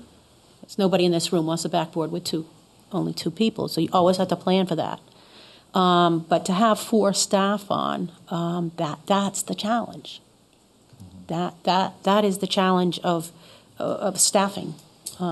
Many of our college kids, or even high school kids, they're the high school athletes. I'm headed off to football practice. I'm headed off to field hockey practice. I'm headed off to soccer practice. I have a hard time keeping. I think we closed on the 20th of August this year. That last week, and I was like, come on, can you go to practice in the morning and still give me 1 to 4 in the afternoon, or give me 1 to 3? That is a challenge. If I could have adults, that would be awesome, but I'm not getting adults. Okay. That's our biggest challenge. Thanks, Carol. Other thoughts from the board before we kind of wrap this up? Franz? Thank you, Daniel. A lot of information here, a lot of things to consider. But I keep coming back to this just bottom line feeling that I don't see where this fits in the fiscal year 26 budget. I think we're already looking at some really significant budget increases. I'd be willing to look at this again next year, assuming I'm on the board, which who knows. But and I don't object to looking at it a little further, but I think when it all shakes out at the end, I'm just going to have to say that, I don't see any way that we're already going to come in at less than a 10% municipal budget increase for the next year. I just don't see how that can possibly happen. And we've got other things to consider that we haven't even talked about yet. There would be further increases on top of that. And then there's the DPW question and what our borrowing capacity is. I think there's just too many unknowns, too much financial demand already built into fiscal year '26. I just can't see that I'm going to be able to get around to supporting it for next year's budget. Other reactions from board members about that kind of comment? Sounds like Franz would be a no vote on the bond. Okay. All right. But Richard? one kind of a question or concern. If we don't adopt any of these plans, I mean, I get the impression that the pool would probably have to shut down. I'm not going to jump for John, but I don't see us stopping this. I see us opening this upcoming summer. How many continued years after that, as we can, as the pool continues to deteriorate and continues to lose water, the infrastructure certainly becomes a problem. That crystal ball is not there. Yep. Liz? And the cost will keep going up. Right. Can we get, I've been on the board long enough to have funded some of our Band-Aids. Can we get some cost projections for, maintenance costs for the next 5 years? That would be helpful as if the cost of doing nothing, right, was on the slide. So let's actually have the dollar value of the cost of doing nothing. Because there's not nothing. Yeah, so we'd have to. Yeah, and that's one of those things we'll take our, general professional expertise of what we've seen in other communities and talk about, what are the pitfalls. I'll tell you right now, we had one town that went ahead and decided we've got to fill these cracks so we can get one more summer in, and now they're taking out that pool and they have a PCB nightmare. And so there are some really hidden pitfalls to just shooting off the cuff, trying to solve a quick problem, and then find out it's a big problem later. Right. Thank you. Peter? PCB nightmare. What is that? Bad chemicals. Oh, yeah. The PCBs are the chemicals that are sometimes found in certain adhesives and caulks. Okay. And they're still, unfortunately, they're still out there. I assumed I just didn't want to over-assume on that. Okay, thank you. Yeah. Polychlorinated biphenyls. Yep. Great. So, board, I feel like we've kicked this around Plan E. It sounds like we're willing to kind of keep going for now. John, we've given you a little bit of feedback that you can work with, I think. Yeah, I think we will bring you something either as a budget alternate or a bond proposal for you to consider as you're looking at the FY26 budget.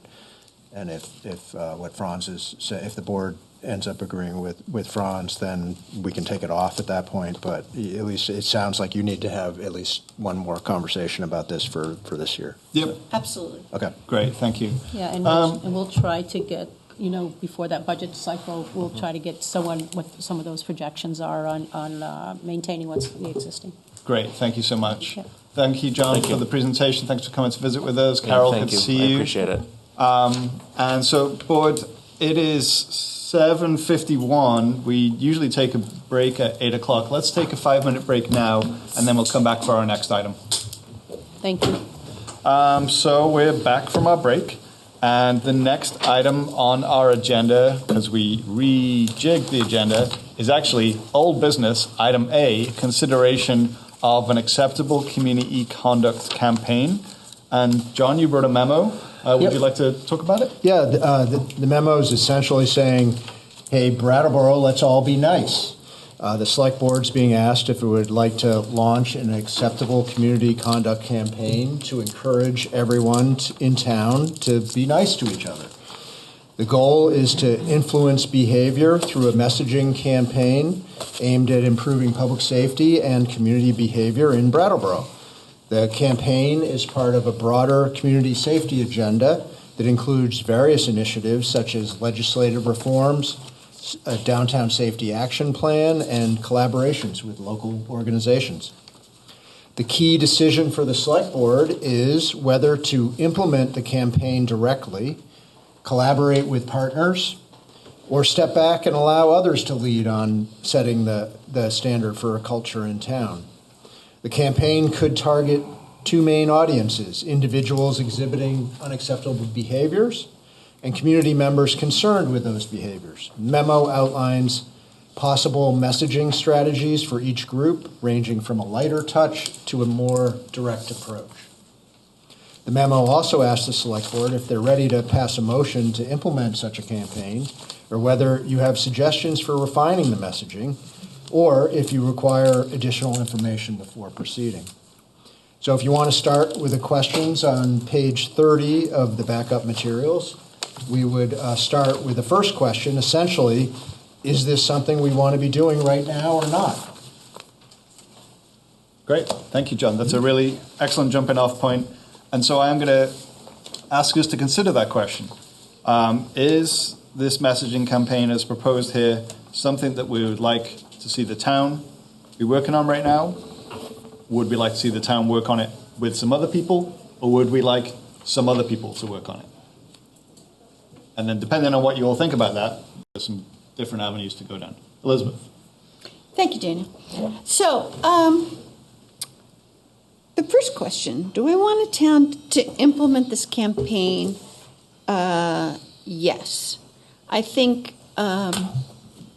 it's important with the situation that we're trying to address and the numerous moving parts that the town staff has identified and the action that the Select Board has taken that requires explanation. And I think we heard from members of the public, too, that this requires explanation.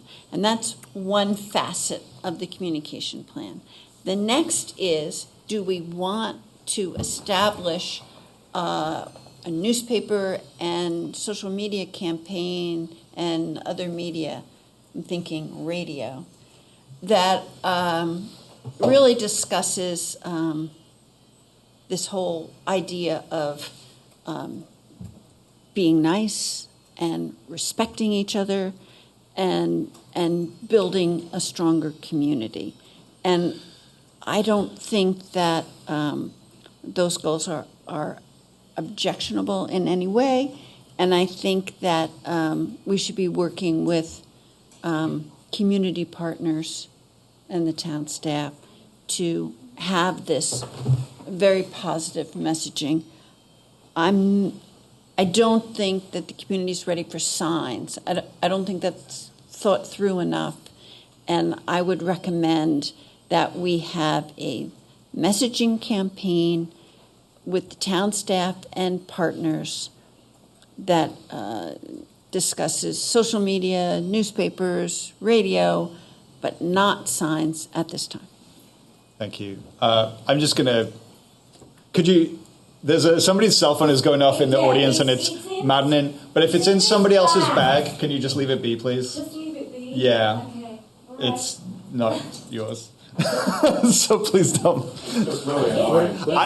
Tell me about it. I can't hear what's being said. It's really annoying to me as well. Hopefully they'll come and take care of it momentarily. Elizabeth, thank you for your comment. Anyone else? I didn't hear a word of that. Yeah. Would anybody else like to speak on that question of, like, do we want to do this? Do we want to do it on our own? Do we want to do it with somebody else, or do we want to do it not at all? I want to do it. I think it needs to be done. I think messaging can bring forth somewhat clearly some of the steps that we've taken, some of the goals that we are trying to create for our town, for our community. Decent messaging will define what we're looking for, make it clear, bring clarity, and by rolling that out on all possible platforms, radio, newspaper, social media, TV, interviews, however that looks, to kind of, if you will, sort of tsunami the landscape a little bit to make sure that everybody has a chance to understand what we're doing and what we hope to achieve. I think, and the only way to do that is by talking to people, and the only way to talk to people is to message. Keeping it simple too. The message needs to be simple so everybody can understand it and everybody can gravitate to it. So whatever that looks like is what it should boil down to at its root. Great, thank you, Peter. Hey, Patrick, is it possible you could go into the hallway and if people are gathered there, could you say, hey, somebody's phone's been going off constantly, and would you mind coming and... Well, it's the young lady. Yep, thank you. Yeah. Spoke so eloquently. Yeah. Okay, sorry. Okay, you're good, Patrick. Thanks so much. Somebody's phone is going off, and if they could please take care of it, that would be very much appreciated. Thank you. Okay, Peter, anything more you want to add to that? Things got a little weird just for a second. If you wouldn't mind turning that off, thank you. Oh, of course, yeah. My daily reminder to pray for the world. Cool, thank you. Anything else you want to add to that? No. Okay. All right. Other board members with thoughts on whether we want to do this campaign? Richard. I feel like we should implement a campaign, and but I think at this point, I think it would make more sense to have an initial plan developed by the town. I think if we bring in other partners at this point, it could get very cumbersome, but at least give other players who want to have an opportunity to weigh in after maybe the town comes up with a preliminary plan.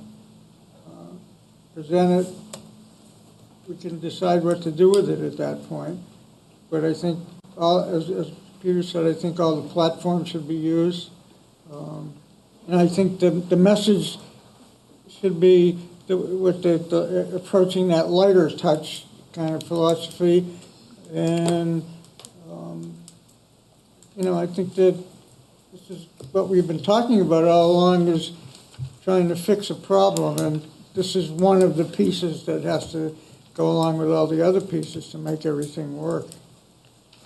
Can I ask a clarifying question? Yes, you absolutely can. Is our business this evening, if we vote to advance a plan, that the town staff would then run with it? Mm-hmm. And that there wouldn't be a constant back and forth between us and them? They would just, we would give them the green light and they would go? Is that everybody's understanding? I'm curious, John. Yeah, that was given the that intention. it'll be likely landing on your plate, yeah. Yeah, okay, Yeah. thank you. Okay, thank you. Peter? I could also volunteer to help and lend, since that's kind of been the last 35 years That's your of our professional life, right? expertise, yeah. Okay, Richard, do you want to say anything more? Or? No, I think, that sounds good. Okay, Franz? Thank you, Daniel. So one of the inspirational things that I've seen that relates to this was what happened at the pop-up drop-in center when it opened up mostly a year and a half ago now, down at the transportation center. And the clientele there, the people who were accessing services through that pop-up center, made their own rules.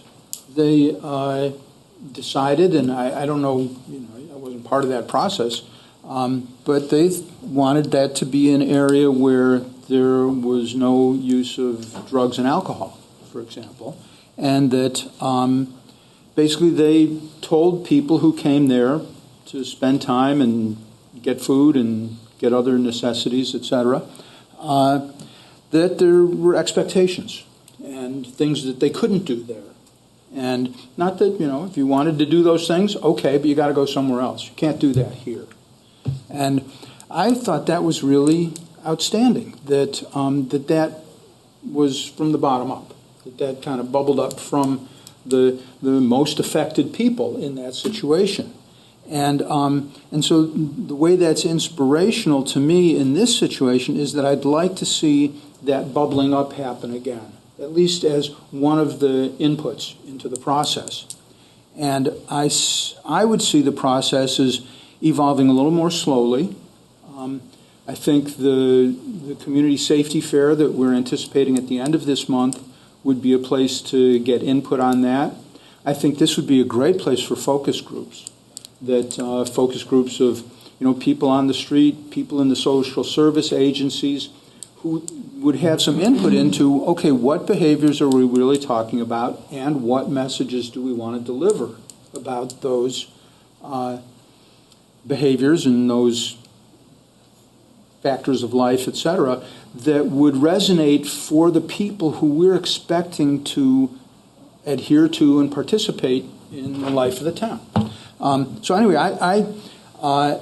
I'm kind of, most of what we've been looking at here, I think, has been a little bit more from the top down, that we're going to tell people, the community, et cetera, here's how we see it, this is what we expect you to do. I'd rather see it come from the other direction, at least in part, of what do people think is a reasonable set of standards, and then I think that'll be easier to get people to participate in and adhere to if we do it that way. So I'd slow down a little bit and wait for the community fair. And as I say, I think focus groups of the different types of community members that we're looking towards, to include them in this process right from the start, rather than try to impose something from the top down and then see how it's working.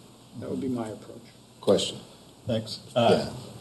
So in a messaging campaign, if you are trying to correct behavior, let's just say that's what we're trying to do, so you're going to ask the person whose behavior you're trying to correct what message they would hear to correct their behavior?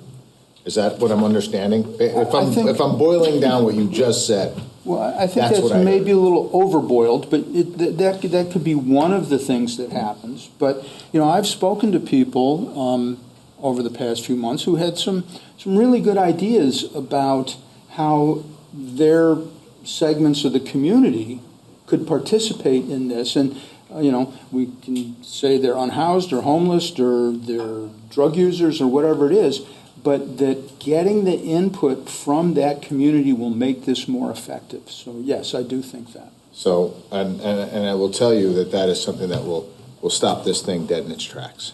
All right, as somebody who's been doing this kind of work for as long as I've been doing it, that is not such a. Did somebody have something to say? Yeah. Go ahead, Peter. Yeah, sure. Keep going, Peter. Peter? Yeah. So we know this community. We know what we've been dealing with this community. We're not going to ask an outside agency to come in and do it. We know the way we want people to behave on our streets. That includes me. That includes somebody who might be less fortunate than me, might be more fortunate than me. We all are expected to hold a certain level when we are on our streets. So most everybody thinks we are targeting the unhoused. I've never mentioned the unhoused, the homeless, or have I? Peter, can you not? Well, I understand it's distracting. Do something. Yeah. Just give me a second, okay? So, would you mind not interrupting, please? There will be time for public. Yeah. Be reasonable. Come on. Thank you, Peter. I am. Thank you.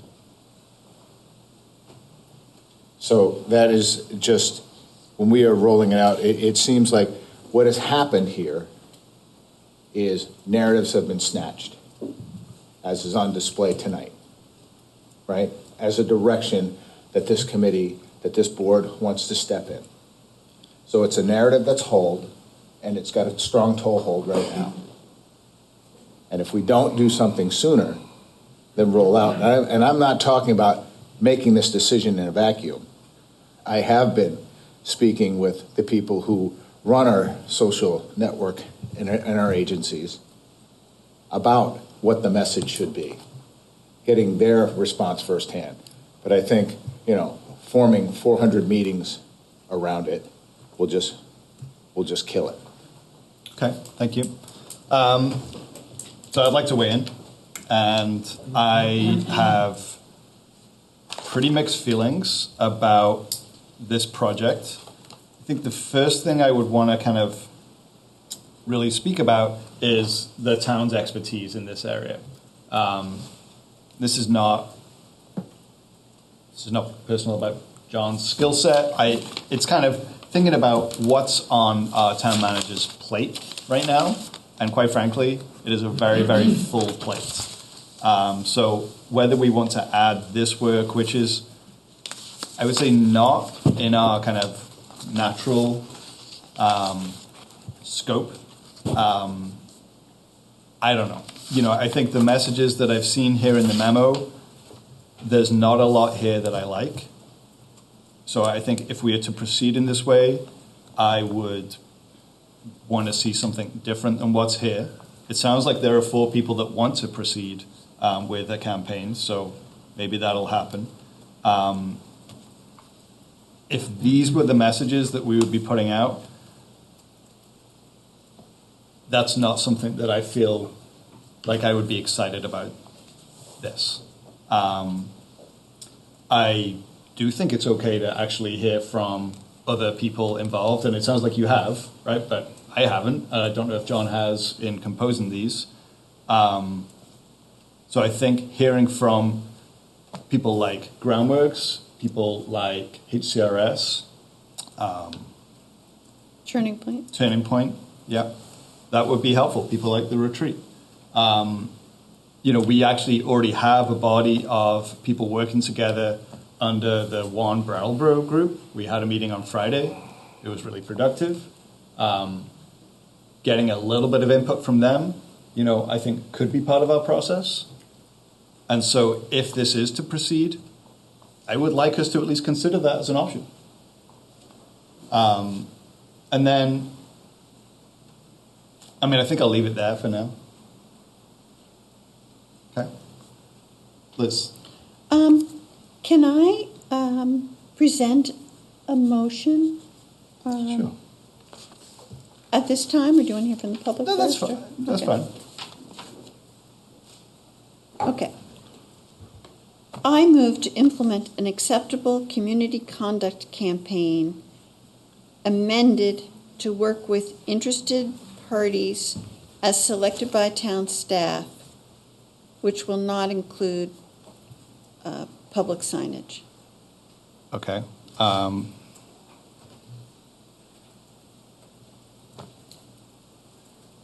Thank you. I'm slow at writing. Okay.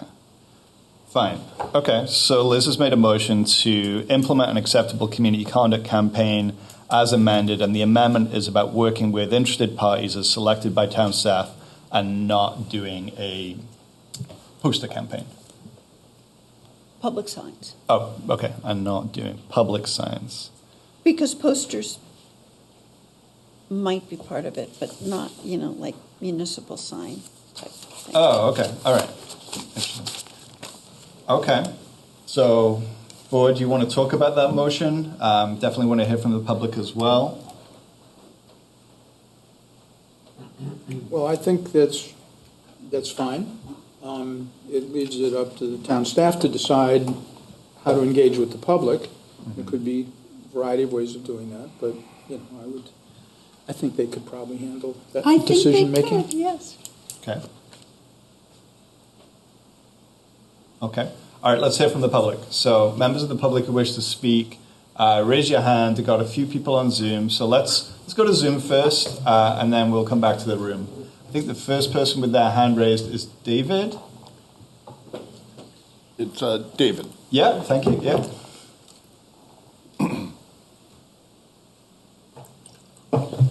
Hi, David. Welcome. If you could just introduce yourself.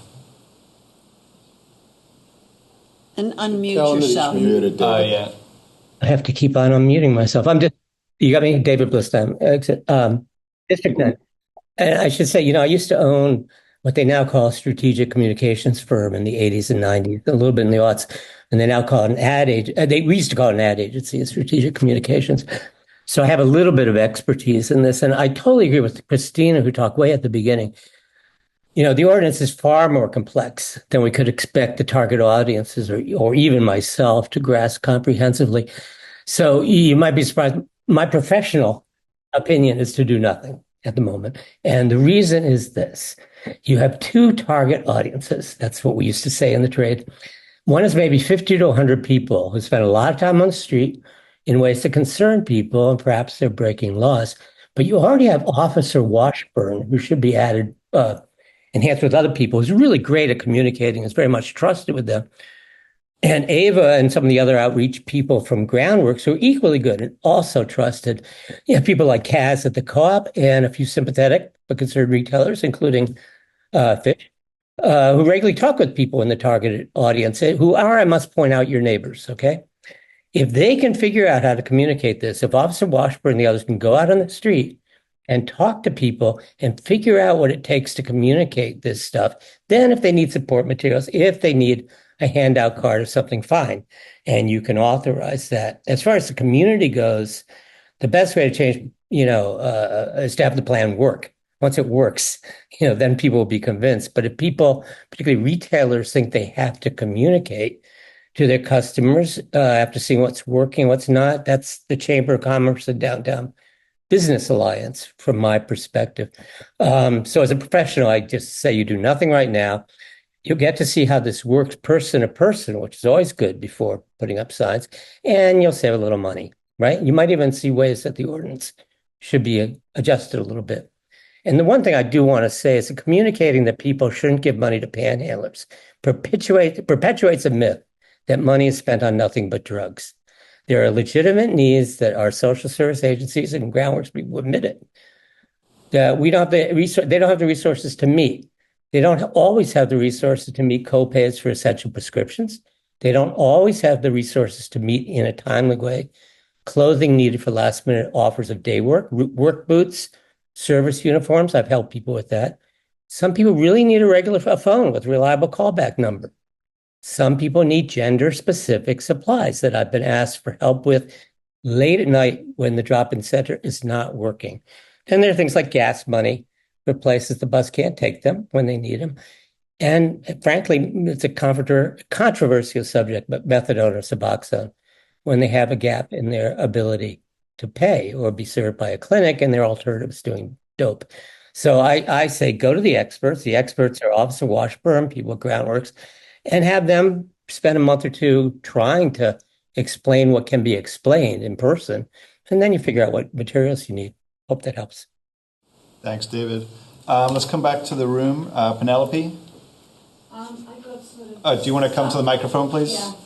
Yeah. It's so people on BCTV can hear you. Yeah, it's Penelope Were.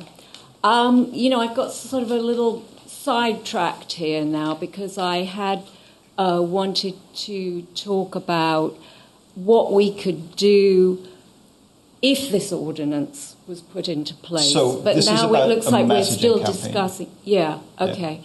Well, I slightly agree with you about the idea of putting signage up. I'm not sure whether that is actually constructive. However, I do know also, because I spoke to Kate at DBA, and she does not want to have any involvement in signage and would prefer it to be something that the community downtown did. But that being said, I do still feel very strongly that we need to do something. And I do understand that there are people who are on the street who have needs that are probably not being met. But at the same time, we have businesses whose needs are not being met. And right now, there are an enormous number of my customers who are not coming downtown because they get hassled.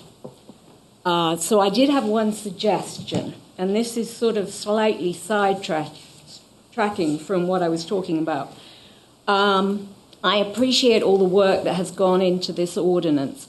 However, I think it is going to take a long time to repair the perception that Brattleboro is an unsafe place to come and also a hassle, and that's mainly because of the panhandling. Can I suggest that we put a significant amount of energy into dispelling this image and try to think of some creative ways to get what were our regular customers back into town? I really do think this is essential because they're just not coming downtown right now. And I've spoken to so many of my customers who say they're not coming downtown right now, very specifically because as soon as they get out of their car door, somebody's hitting them up for cash or just kind of intercepting them for one reason or another. So my suggestion, and I know you're not going to probably be interested in this, but I'd like to suggest that we look at having a couple of days a week, just a couple of days a week, preferably Wednesday and Thursday, when we had free parking from 4 to 6 o'clock at night. Maybe we could encourage some shops like me to stay open late, because I very often do already stay open late on Thursday, Friday, and Penelope, Saturday. I've gone over my time. Okay, just quickly, this one last thing. I think that maybe this could be achieved by changing the hours in the morning. Could we collect another hour in the morning or something? Yeah. Anyway. I hear what you're saying, and we're trying to kind of keep this about the messaging campaign, and I definitely heard some about that in there. Okay, so going to go back to Zoom. I think Robin is next.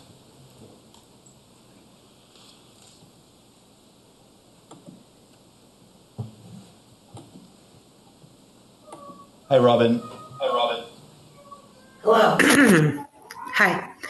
I really. If you wouldn't mind. Sorry.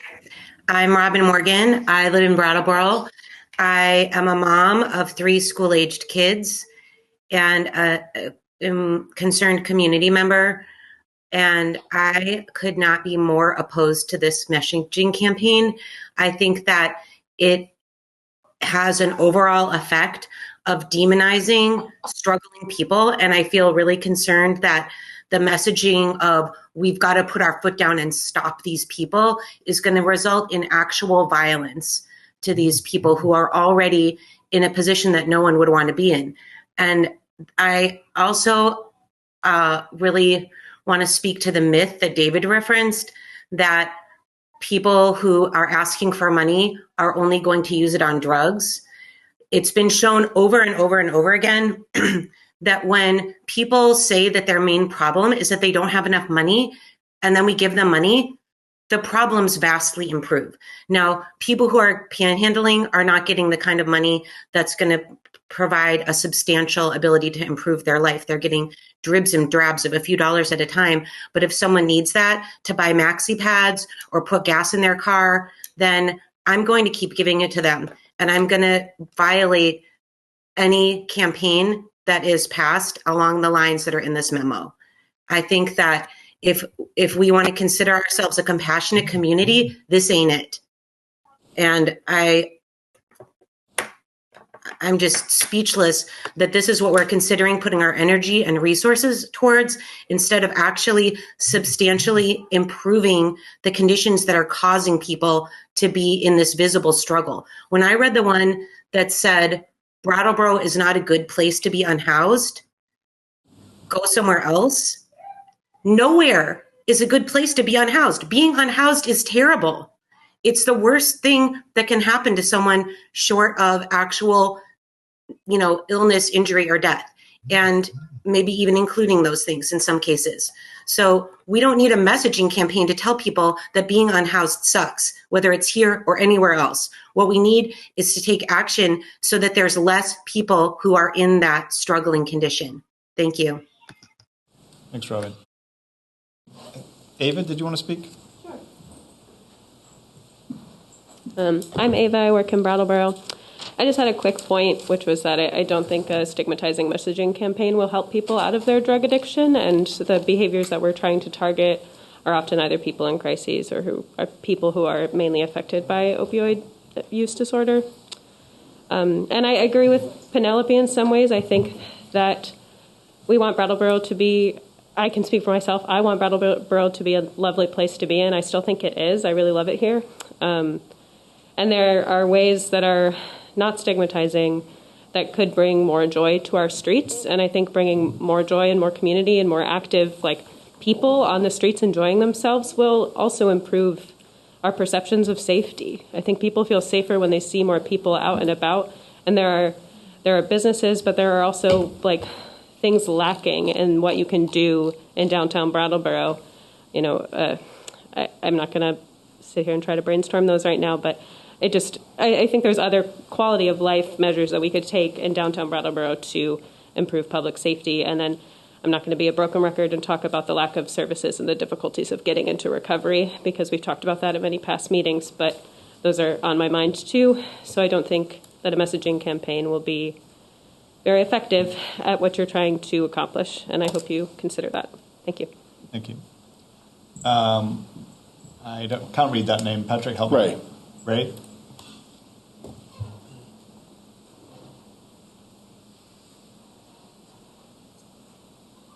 Welcome. If you wouldn't mind introducing yourself. I'm a Brattleboro resident, and I deeply oppose this ordinance this messaging campaign that feels like it is a tailed addition to the ordinance that was just passed last meeting, and feels like a stark disappointment to like the amount of work and labor that has been going on in our town to support people that are considered undesirable, which, as much as you want to say this is like not about unhoused people, this is not about people dealing with addictions, drug use disorders, yada yada. Like, I keep hearing different members of the select board saying this isn't about them, but it's obviously very clear over and over again that it is.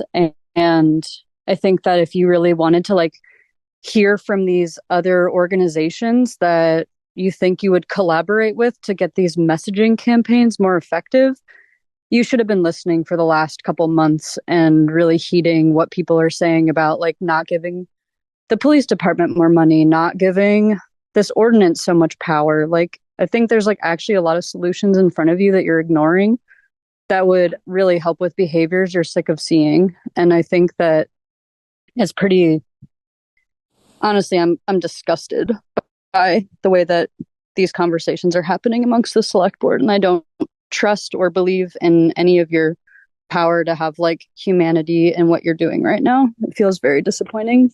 That's all I have to say. Thank you. Other members of the public, go Jane and then Frick. Thank you. Hello, I'm Jane, and I am a Brattleboro resident, and I grew up in Brattleboro. On Sunday, there were some folks who gathered at the transit center and shared food and music and color and sound, and a police officer came up and was questioning them and very distrustful. And I just want to share that, like, if a campaign like this was attempted in Brattleboro, there'll just be more people bringing more sound and color and liveliness into the streets to share that we consent when we look someone in the eye and they ask us for help and we hand them some money. And I do not consent to my money being handed to the police department because 6 people voted, or some amount of people of the 6 voted for it, and that some percentage of the population say that it's a good idea. And I don't consent to the amount of money being proposed on the swimming pool, but I do consent when someone asks me for help. The messaging campaign reminds me of a very popular billboard campaign that was national in the U.S. in the 2000s-ish when obesity was invented as a health crisis. And instead of consulting and talking to people who experience having a body that doesn't fit the standards of acceptable or like beauty standards, there was a campaign that it ultimately stigmatized and shamed children and their families for having the bodies they have. And again, like body shape and access to housing are very complex things that people are brought to the situations they're in and the lives that they live from many factors, and looking at signs is not going to adjust those things. I also am concerned by about the safety of unhoused people, because on a couple occasions I've witnessed people asking for money and then being lectured at by folks who are in town to shop or to eat food that they pay money for. And I do have concern that those situations are already very, very encouraged because of the culture we have around visibly unhoused people, or visibly in crisis people. And I think that there's no need for a messaging campaign, actually. I think that people already have a lot of bias against the people who look poor, whatever indicators of poorness there are. So I don't think there's a need for it, and I think that there should be more robust systems to create a culture that is actually caring and joyful and full of sound and music and culture that connects people together and shares public space in a healthy and safe way. Thanks, Jane. Thank you. Frick? Hi, Frick Sprite, this 9 Rep. I think there has been a lot of attempts here to narrow the subject.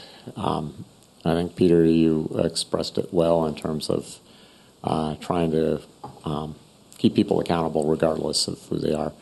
I think that there's a lot of good energy to do positive things here, but I don't hear on the same count a desire to create a sense of accountability. I personally know a lot of the people who are panhandling or, in some sense or other, the demographic that has been talked about. And there's a variety of reasons that their lives are challenging, some self-inflicted and some not. Some people are just panhandling because they can make better money that way than working. Some of them have legitimate issues. Some of them are drug addicts who are out of control. Some of them, those people are showing up in Amy's after closing and harassing them to get fed or, because she has been very generous, which is, patently unfair to the people who work there, and when that happens. So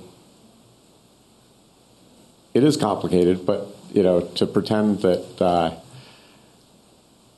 nobody who is panhandling should be held accountable for their behavior, I think, is as absurd as saying that none of them have legitimate needs.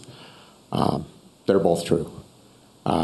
There are people who are perfectly able-bodied who have refused work and have said outright that they make more money panhandling, and why bother? And they don't have to pay taxes on that, which is damn convenient for them. I wish I could get away with that, but I actually don't desire to, because I know where my taxes go, and I know that the services that they provide are valuable to the majority of the community as applied to our town priorities by you guys and us at town meeting. So I'm just asking everybody to take into account the myriad of concerns and not try and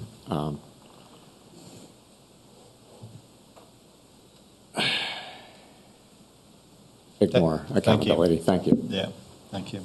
Okay. Is there anyone who hasn't spoken already that would like to speak? Okay, we have 2 people that would like to speak that have already spoken. I'm conscious of time. One of them, sir, may not have. Really? Okay, the second one? Rune, I don't believe. Okay, fine. Yeah, let's hear from them. I need binoculars. Welcome. If you could just introduce yourself. Sure. Hi, my name is Rune. I work at a food access nonprofit in Brattleboro, and just want to say that I find this campaign really disturbing, and I feel like I'm questioning why the town and the select board are motioning to spend. I don't know how much money is going to be spent on this messaging campaign, but I'm assuming a considerable amount of money would be put into creating this propaganda. And a lot of it is like literally just telling people and individuals on the street not to give petty cash to people that are in need and that don't have access to resources. And I feel like that point has been home, but I don't understand why so much money would be funneled into a campaign that's against like a couple dollars being given to someone who might need it for gas or food or to get through their day. Especially when it's claiming to be advocating for money being sent to these organizations that are then like social service organizations that could be helping these people. And instead, we're doing things like passing this ordinance and giving money to the cops. And a lot of that money could just be going to these organizations that you're claiming this campaign is in support of. So I just don't really understand that. And if there's any clarity about how much money would be spent on this campaign, that would be great. I'm of the opinion that I think that this campaign should just be rejected altogether. I also want to add that I feel like things like saying like it's okay to say no to panhandlers, like the people that are saying no are already saying no. And the people that are saying yes are just giving people a few dollars. And I don't really think that's something that we need to spend town money to prevent people from doing an act of generosity. And as it's already been said, it's a myth that that money is just going to go straight to drugs. It's not up to you or any of us to decide what people are going to spend their money on. I feel like we should be leaving it to organizations that actually have expertise in this area and to the people themselves that are going through these situations to say what they need and actually support them and be using, these community processes to have that input and not just ignore it and move these things forward. So I think that's all I have to say. Thank you. Anyone else who would like to speak that has not spoken already? Okay. Board, would you like to kind of come back to this discussion, or would you like to hear from David, who's already spoken once? I'd like to hear from I'd like to hear from David. All right, let's hear from David, and then let's come back to the board.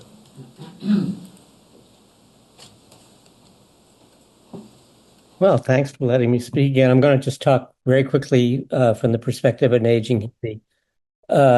We all need to stop othering each other. We're not the rest of the United States. We don't need to other the police. As I say, Officer Washburn is one of the people that is most trusted by people on the street. We don't need to other the select board. We don't need to have the people who care so passionately about this othered.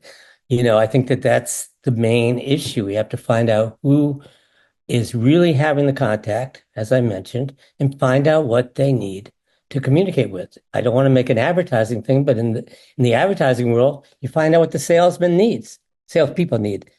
That's what you do. You don't just start issuing it from above. Find out what the salespeople need to make this very complicated ordinance comprehensible. That's all. Thanks for letting me speak again. Thanks, David. Okay. Board, there is a motion on the floor. It's to implement an acceptable community conduct campaign as amended to work with interested parties as selected by town staff and not funding public signs. Is that accurate? What's this last part of that? I didn't quite hear. Not funding public signs. And Liz differentiated that from posters. Because they may want to include posters that people put in shop windows, but I don't like the idea of a municipal sign. Okay, fine.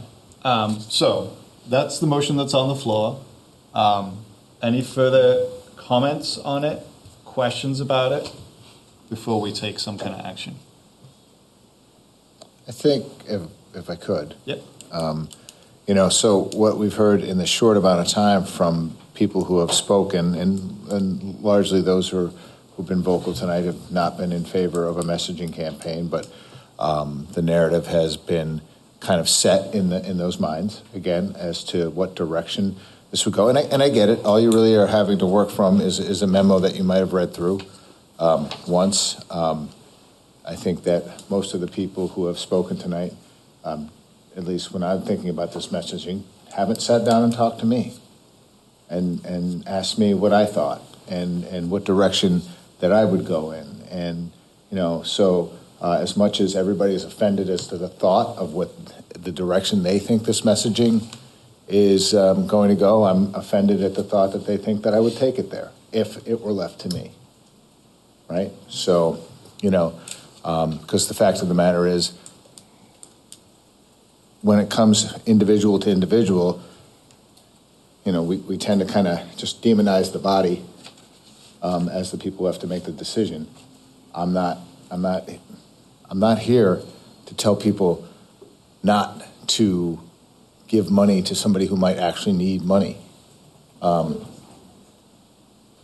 what the sign says. Could you not interrupt, please? Yeah, sorry. ADHD. Okay. Medical diagnosis. Okay. It's respectful that we each just let each other speak. That's what I've been trying to do the whole night. But I would be happy to speak with you after the meeting. Oh, anytime. I'd love to. Okay. So just get to know me before you. And vice versa, my friend. I'm Great. opening it up. Sounds like you guys are going to make that happen. We're going to make it happen. So, I think that this campaign could wind up in a million different directions. And again, I said earlier, it's nothing I'm looking to make. I wouldn't make in a vacuum. I've had conversations as to the direction something like that would have an impact and would be a positive impact. Would that impact lead us to a messaging campaign about putting up a grandstand in the Preston lot? I don't know. Music, light. I'm just saying. Yeah. No, I mean it's something, and I'm not being sarcastic. I'm being dead serious. Like, I get it, but there are just some times now where we're at a stage, I think, right now where we sort of just need to get our arms around it a little bit and set the expectation for all concerned, not just and I hate the word panhandling. I can't stand it. That. And I'm not targeting anybody. We're not targeting those people, but we are trying to come up with something that holds everybody accountable. And that's really kind of where I'm at. Thanks, Peter. Can I ask you, so you have decades of professional experience in communications. The messages here in this memo, these are examples. These are not like, set in stone. Are there messages here that you really support? And I'm putting you on the spot, so feel free to, Yeah, I've had conversations with John about how, and we've talked about very specific ones that I'm like, this is like these are non-starters, these are not, but they are things that have been pulled from conversations that have been had with people and the messaging that they want. I think. I know people are still trying to pull a panhandling ordinance, which is just a non-starter, as we know, mm-hmm. right? And some of that kind of feels like that a little bit. So, if you were to give me some time to talk with organizations, to work with John, and I'm sorry, I keep throwing myself into the loop here. I think that's fine. I don't mean to overstep. But I think we could come up with some options. And look, I'm here to say, messaging isn't for everybody. Not everybody's going to like those messages, but sometimes you just have to kind of roll it out and see if it works. And if it doesn't work, then you pivot. But it should be simple. It should be easy to understand. It should talk about a compassionate community that's inclusive, and we want to kind of keep it that way. And as long as we are all behaving accordingly with some accountability, I think we can get there, and all of this stuff doesn't happen quickly. You don't throw out a campaign and it doesn't work the next day. It's just not how it works. It's a long grind. Thanks. Okay. Did that answer your question? Yeah, I think so. All right. Yeah, thank you. Other thoughts? There's a motion on the floor. Danny, when you're done? Yeah. I have one question for you. Why don't you ask it right now?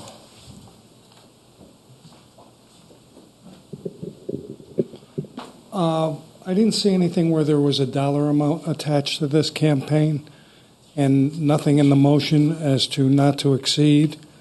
So if you could just talk about that little aspect for me. Thanks, Dick. John? You want to hear about that? Yeah. So you, as part of the Downtown Safety Action Plan, you set aside $10,000 for public messaging that could be used for this or for other things. It's, we weren't, I think with Liz's motion, it takes out a lot of the cost that would be associated with this. So I think it would be a nominal amount that we would spend on this. Okay. We're talking about public service announcements. Yeah. Which are not free. Depends on who you know. Okay, fine. Yeah. Okay. Other board members, comments, questions? We've got a motion to consider. Okay, absent that, I appreciate your clarification. I still don't love any of these examples. I don't love how they sound. I don't love the messages in them. If that is what ended up being this campaign, I'd be really unhappy about it.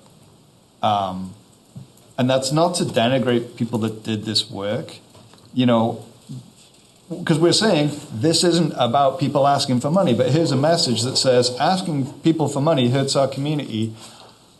I strongly believe in individuals' rights to choose what to do with their hard-earned money. And every time I have, somebody ask me for money, I make a choice. Some days I choose yes, some days I choose no, and I have my own private, secret reasons for all of that.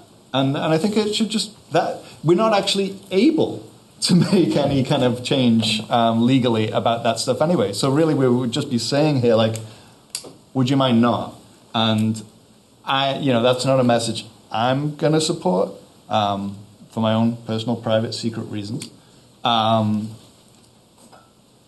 so I'm a little encouraged to hear kind of what Peter's talking about in terms of working together on this. I think, Liz's amendment around working with interested parties, I'd want Groundworks to be involved. I think the people that David named, Officer Washburn, Ava, who's sitting there, who's half of the Groundworks outreach team, Peter Fish-Case, who's sitting here, Kaz from the co-op, those people have some insight. If we can at least have one meeting with those people in a room, to kick around this stuff, I'd be okay with that, right? And then I trust, our town leadership that what would come out of that would be something that they think that the select board would be into. I'd like to see a draft, maybe. Can I just go ahead. Can I broaden it a little bit? Yeah. Right? So I'll just take it from your perspective. You see this stuff, you don't like much of it. I've drilled in a little bit more into the process. Now you're a little bit more comfortable with it. So now the next step is to widen that a little bit more and involve those agencies that you talked about, but not committees of people, people who are out there actively making decisions on behalf of these agencies, and maybe somebody that works people with them. doing work on this. Yeah, I'm targeting Ava might be a perfect one to ask, or Libby, on how these things roll out. Josh Davis would be a good person to ask, and invite me. You if Josh will let you off. Yeah. And have those people, and then come up with, based on those conversations, come up with some more examples, and then maybe go back to those people, have another meeting, and go, here's kind of what we were thinking. What do you think of this? And tweaking it. I mean, that is when you're driving campaigns like this, I think that is where you end up, and then maybe you just end up with a small, kind of a congregate answer. Thanks, Peter. Franz? I'd like to say that's pretty much what I was proposing half an hour ago or so. Okay. That we draw other people into this discussion, especially ones who have a basis for understanding the situations that people face. But I think right now we're getting a little too specific on that. The motion calls for letting the town staff sort through this and come up with proposals and then presumably bring it back to us. But I don't think we should go beyond that at this point in terms of designating who should be involved in that process. I think that's up to the staff to determine, and I support this motion with that understanding. Okay, fine. And I think we're giving some feedback around who we consider. We're not saying... Well, I think that should be done in a considered fashion and not just off the cuff. That's what I'm saying. Okay, thank you. Liz? Yeah. I just want to bring us back to the original original thought that Peter and actually the Boys and Girls Club had for a campaign like this, and it didn't. It involved children, and it involved really the basis of the ordinance, which is let's have Flat Street as an area where people will feel comfortable bringing their children. And let's say someone could walk from the Boys and Girls Club to the New England Youth Theater. Like, I think that's the core message that we want, not necessarily panhandling, not panhandling, but just civilized behavior that is not threatening to our youth. Okay, thank you. I see your hand. I have a hand here. I'm going to go there first. Richard. I just wanted to say that I agree with Franz, and I think if we pass a motion that this is just a baby step, but this is what we have to do now instead of trying to do a whole bunch of things at one time, and so that's what I would urge. Okay, and so what your understanding is that this, if we were to accept this motion, it would be moving this project further forward, but it would be coming back to the select board for approval? That's what Is I that would everybody like. else's understanding? That's mine. That's what I'd like. Okay, seeing nods. Okay, fine. We've got a bunch of people in the public with their hand up. I'm actually trying to land this right now, and I think the board is ready to make a vote. Yeah, if you want to keep it real short, then I have to have all these people keep their things real short as well. Is it going to be helpful to this board's decision making? Okay, go right ahead. I'll give you 1 minute. How about that? I haven't properly introduced myself. I don't currently work for an organization in town, but I have 15 years of experience of daily organizing on the street with homeless people. I am currently in communication with people who are unhoused on our streets right now and about to be unhoused in all the motel programs. I can offer you anything you want in private. When you talk about children, there are so many children who are unhoused in this town and about to be way more. So talking about the safety of children, it doesn't sound like, and last time we were here, you talked about the fact that we need more cops because people are about to be evicted from motels. That is absolutely stigmatizing the children, disabled people, veterans, everyone who's about to be unhoused. So that's when we talk about like safety on the streets and children, there are so many children. People are panhandling on behalf of their children. Again, I'm in daily contact with people. I know the people who are literally panhandling for money, for diapers. Or I'm bringing them diapers. That's the only way they can get diapers. Do you know how much diapers cost? And okay. Yeah, what time am I at? I wanted to keep it to a minute. Okay, and that's that. Thank you. Consider all the children, please. Yeah. Thank you.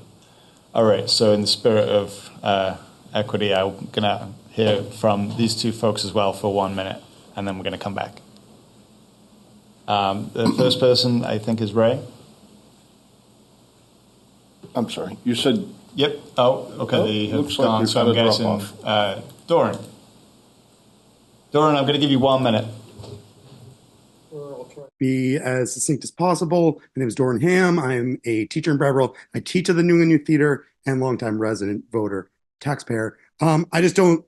I don't know who wants this besides the select board. I want to hear like why this campaign exists, because I feel like just it doesn't make any sense.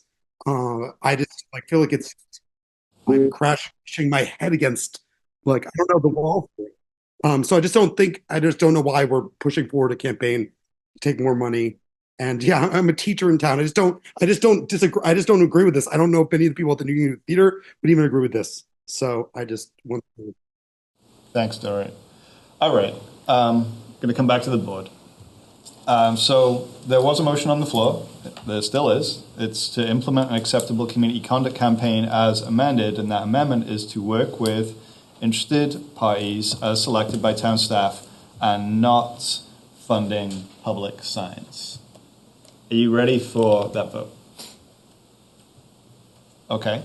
All those in favor, please raise your hand and say aye. Aye. Aye. That passes 5-0. Okay. We're going to move on to the next item of business, which is the housing plan update. Sue, thank you for waiting. Sue Fillion is our planning director. We are always working on housing. Sue is here to report back on that work. Yeah, so I thought I'd give you a update on kind of where we are, projects that we've been discussing with people out in the community, permitting activity that we've had, and just kind of some things that we're working on, and other kind of statutory, big statutory changes that will affect some of the work that we're doing. You may recall the housing needs assessment conservatively estimated that we had a need for 519 units. In the report I gave you, indicated that we had issued permits for 51 housing units in 2024. That's the highest we've had in quite a number of years. And actually, when I wrote this report, it was at the end of August, so actually we're up to 60 units now. And that's with losing some units as well, so we calculated both. This is the best measure that we have at this time to kind of track the number of housing units that we, are seeing come online. Some of them will take some time. In fact, we just learned that the Veselka, the development at the old TD Bank, they just got their occupancy permit from the state fire marshal. So, that's 13 units that in were addition? permitted. No. Oh. They had, were in, I think they were in last year's numbers, maybe earlier this year, and they're just coming online now. So some of the observations kind of are directly related to the actions that the Select Board has taken, including in 2023 when we made some significant amendments to the zoning, the land use regulations. We had included a missing middle housing overlay district where it was intended to make certain housing typologies easier in our walkable neighborhoods that have access to water and sewer. Things such as row homes, quadplexes, duplexes, triplexes, and some newer kind of typologies like cottage courts. 26 of the housing units that we've permitted have come through that missing middle housing overlay district. So that's been really effective. That overlay district reduces permitting costs. It makes these uses permitted uses, and a lot of them can be administered by the zoning administrator without having to go to the development review board. So that shortens up time periods and just makes development more predictable, which builders and developers appreciate.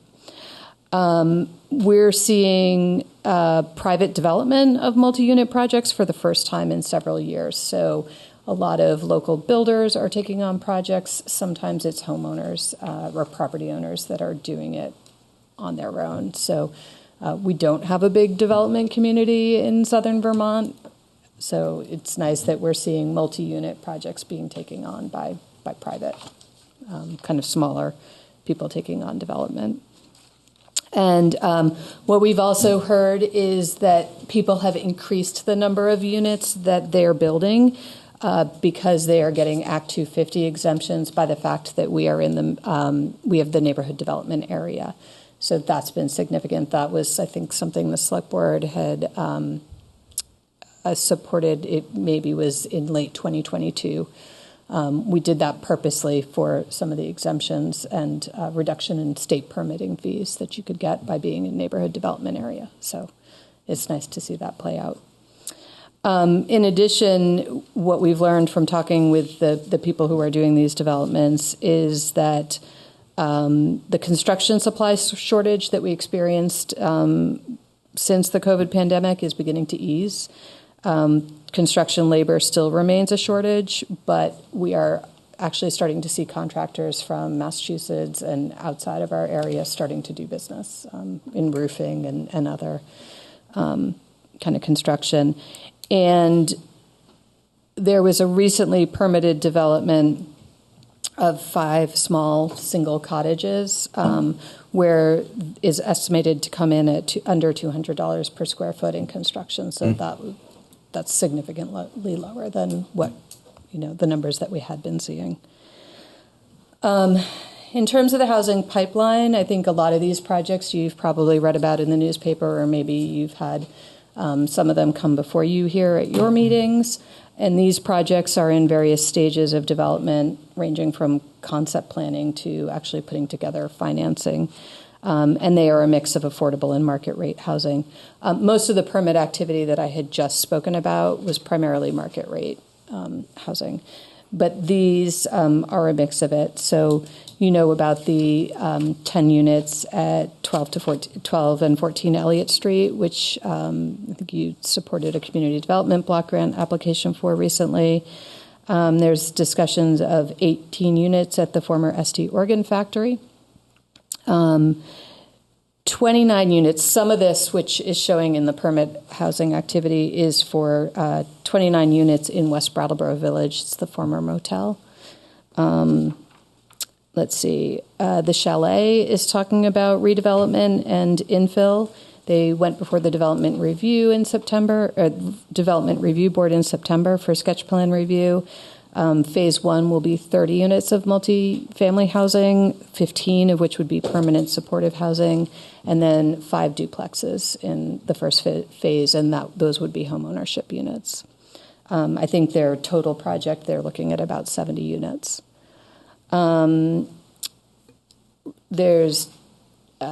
looking at redeveloping the remaining buildings at Melrose Terrace. I think that's early, but those discussions have been going on. There's the Winston Prouty campus infill project. Phase 1 would probably be around 26 to 40 units. You've heard presentations, total project, numbers are varying, but somewhere up around 300 units total. World Learning approached the Planning Commission about upzoning some of their land. I'm going to talk about that. They are thinking about doing some housing development on some parcels that they own, not on the main campus. And then estimating around 30 units of other private development multifamily projects that we've had discussions about. Some of the work that we're doing and that will continue and some we'll be bringing back to you is the Planning Commission is doing targeted mailing to property owners, alerting them of the 2023 zoning changes to encourage housing.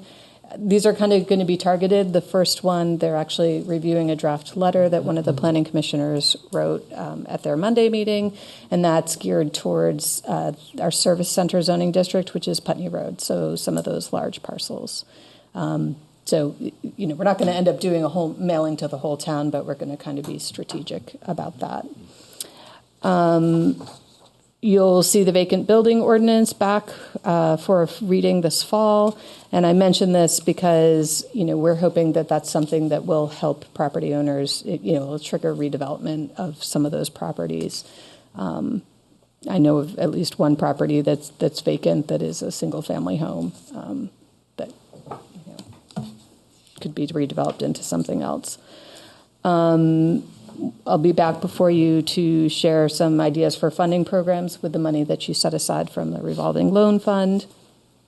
Back to the request from World Learning. When they came to the Planning Commission to ask for a rezoning request, and in this summer, in some of the new state statute, state legislative changes, there were some clarifications. So there's a provision in state statute that if there's water and sewer service to a site, that you have to have a minimum density of 5 units per acre. We have a couple areas of town, including the SIT parcels, which are not zoned appropriately in accordance with state statute. So we're doing a little research into that. We know that another area that's got water and sewer either to the parcels or in the road, so that's kind of counts as to the parcels, is Old Guilford Road area, like the former Vabec campus and all the way down to Fort Dummer. That area is not zoned appropriately. That area has some constraints. I've been talking with Public Works, so we're trying to understand what the constraints are, and then the Planning Commission will decide how they, what they would recommend for upzoning. Let's see, another legislative change that is kind of is a big one and will take some time for us to work through is in the Act 250 reform measures. They've set up the framework of a process for Brattleboro to kind of become exempt from Act 250. Basically, we take on a lot of that review. And the rule making should be done by January of 2026. So it appears there's a couple of areas that we need to look into our land use regulations to have those all set to be able to apply for that kind of Tier 1A designation. But that would be a very positive thing for development in Brattleboro. Again, getting to those issues of saving money by reducing uncertainty in development. So that's something that the department is interested in looking into. We continue to participate in the Housing Coalition, and that is kind of an open meeting. So if select board members are interested, the main Housing Coalition meeting is the second Monday of the month at 3:00. It's quarterly we meet in person, but otherwise it's regularly. It's a Zoom meeting. Because of Indigenous People Day, the October meeting's on October 21st, and there's going to be a presentation by Vermont Housing Finance Agency of the State Housing Needs Assessment. So I can share that if any of you are interested in attending those meetings. And the last thing I wanted to mention is the Vermont Statewide Housing Conference is going to be held November 14th in South Burlington. Liz, I think you've been in the past. It's a very good conference. It's held every 2 years, so can share information. What's the date on that again? It's November 14th. In Burlington? In South Burlington. South Burlington. Yeah. And so staff from our department will be going. But there's lots of tracks on policy, on housing services. There's one on clean energy and housing affordability. And the keynote speaker is, her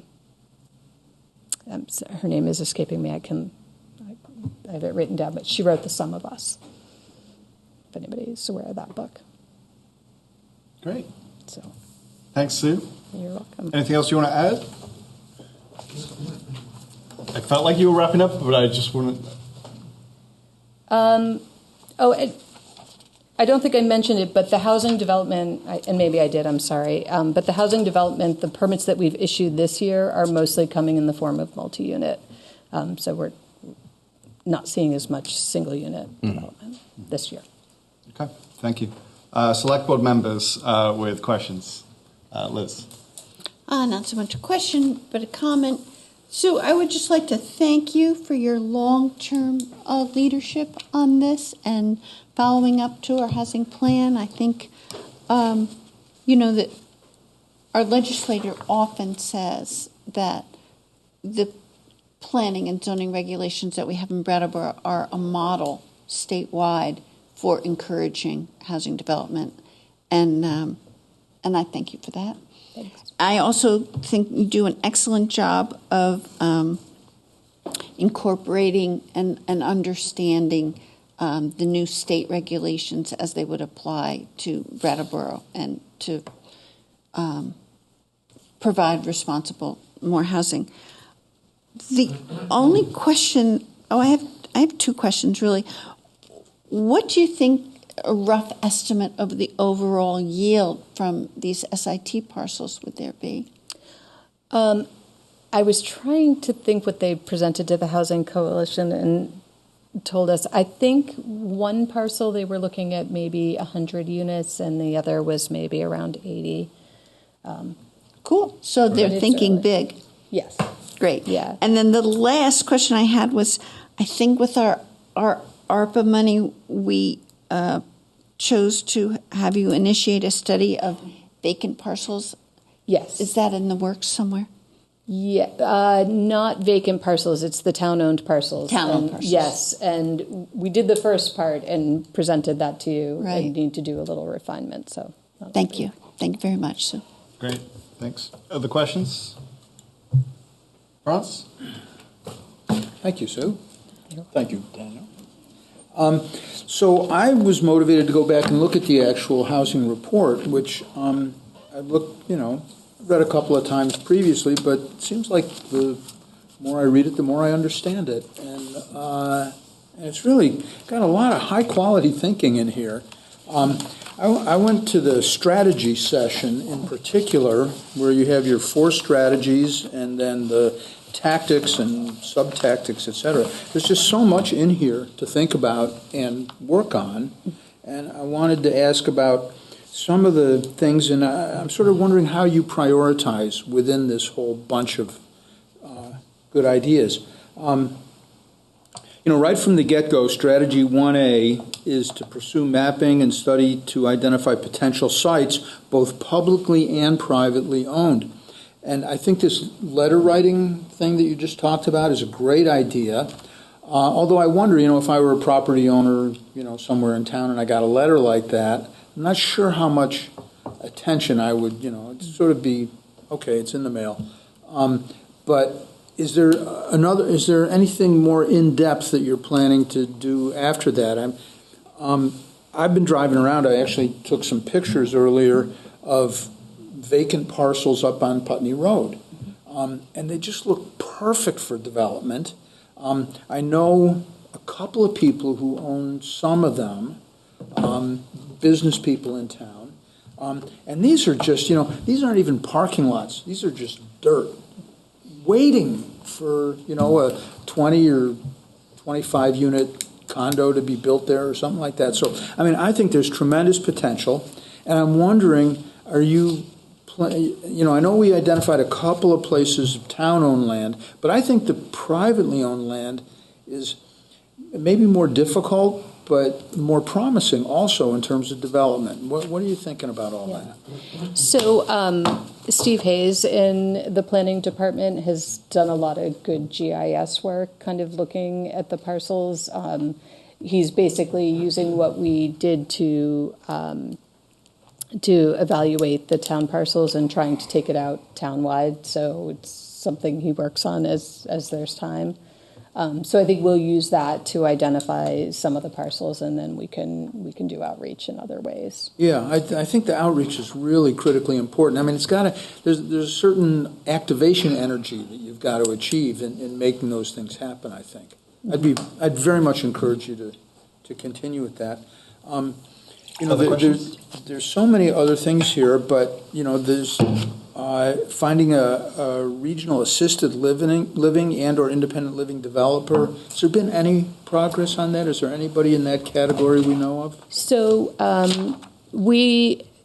staff has not done any work on that. There is a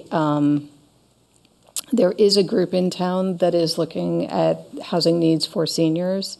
So I don't know if they've contacted any, but they come to the Housing Coalition and present. They have a good, I think it's Wyndham Aging, I think is the group. Right, yeah. And there's actually a couple of other groups that have been looking at senior housing as well.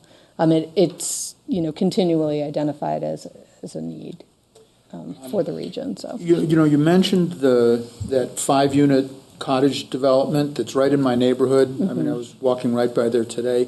That is not a big lot. Mm-mm. It's like about 1.5 times a normal house lot, I would say. And I think it's great that they're going to be able to put 5 smallish, not tiny, but I was talking to the guy who's doing the demolition work yesterday, and he said they're going to be 1,200 square feet each, the 5 cottages, which is a decent size. Especially for like senior housing.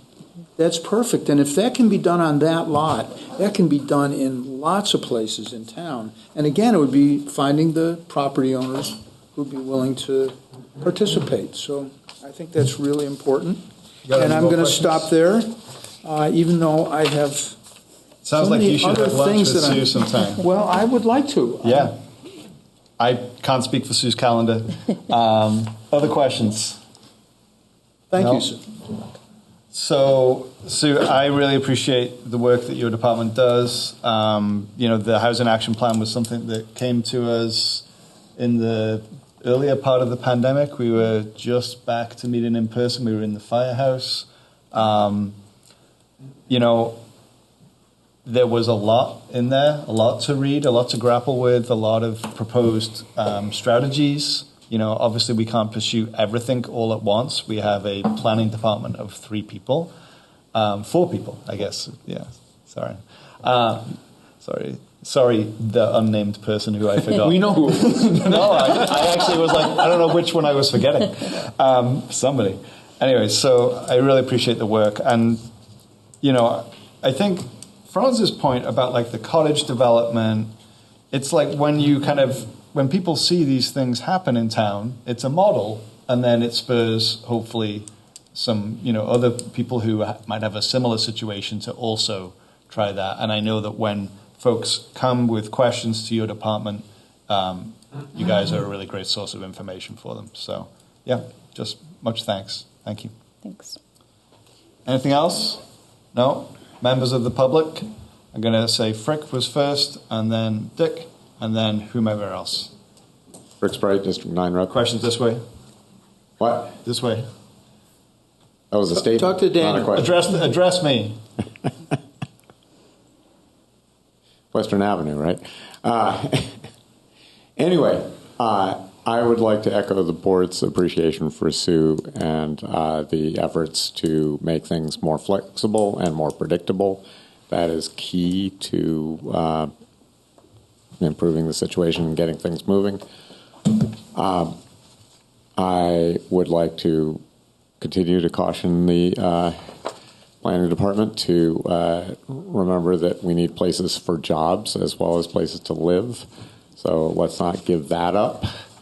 I would like to remember the 4th member of the planning department, which I believe is Stephen Dodson, who is our sustainability coordinator and has helped keep the Energy Committee on track, of which I am also a member. And anybody who's interested in issues of energy in town should feel free to contact us at the Energy Committee, sit in our meetings or whatever. I would also encourage people who are thinking about development to talk to Stephen or myself or anybody on the Energy Committee or a variety of other people in town who could help make these projects more sustainable from an energy standpoint. I'm the holder of one of those building permits for 2 units. And the planning department has been fantastic to deal with on that. Unfortunately, the state has been highly unpredictable in terms of funding. And if there's anybody who has some insight into how to bust that dam loose, I don't understand what's going on, but I would love some insight. Great, thank you. Dick?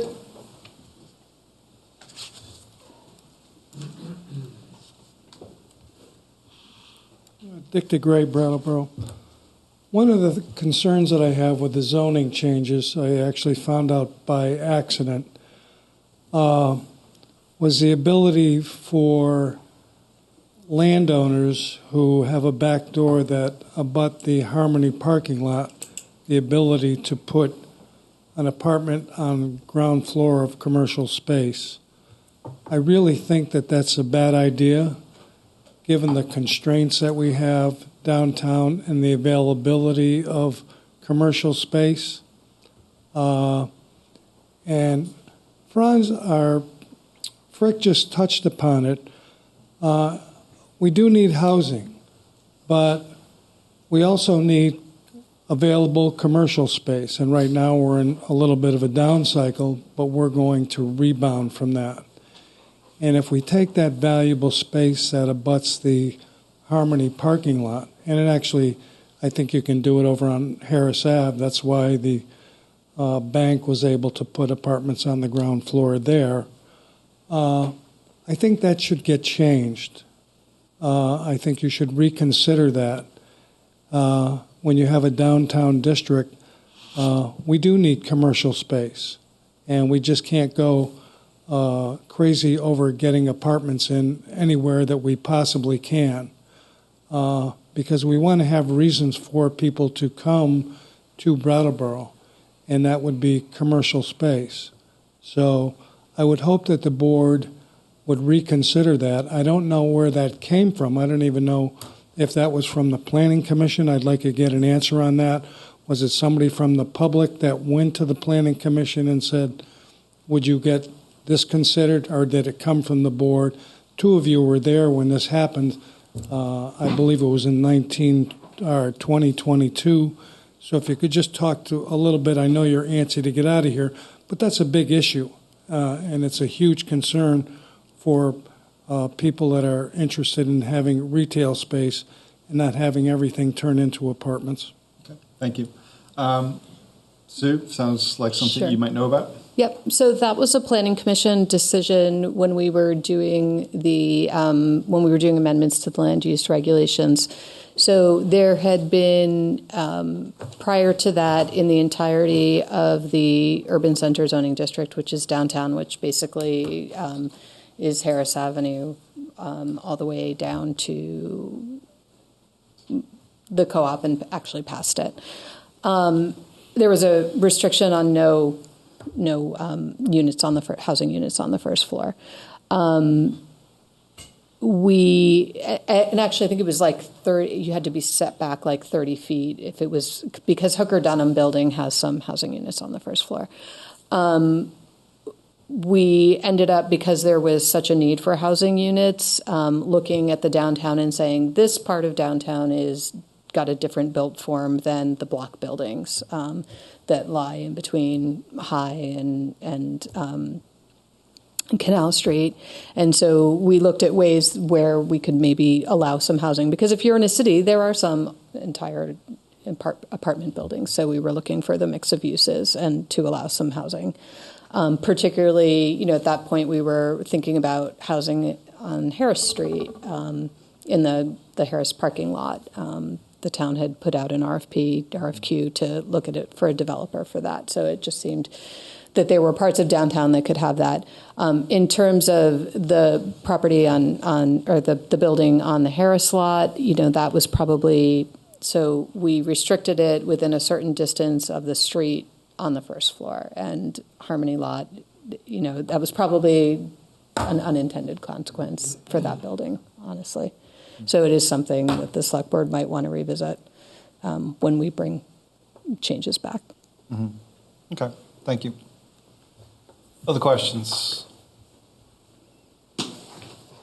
Okay, Sue? Can I just make one other comment about an observation? So a lot of the units, some of the units that we issued this year are conversion of office space, not just downtown, but Canal Street, because the commercial real estate market and the need for office space has changed, particularly post-COVID. Yeah, thank you. And the outlook is still not that great for office space use. Yep. Okay. All right. So seeing no further questions, I think we'll say thank you very much. And then we have one more bit of business to attend to. Elizabeth? I move to adjourn. Elizabeth has made a motion to adjourn. All those in favour, please raise your hand and say aye. Aye. Aye. That passes 5-0. We're adjourned. Thank you, BCTV. Happy birthday, Austin. Thank you to all the members of the public who participated and town staff, and we'll see you in a couple of weeks. A couple of weeks. Is it a couple of weeks? I don't know. I like the sound of that. Can't we have two meetings next?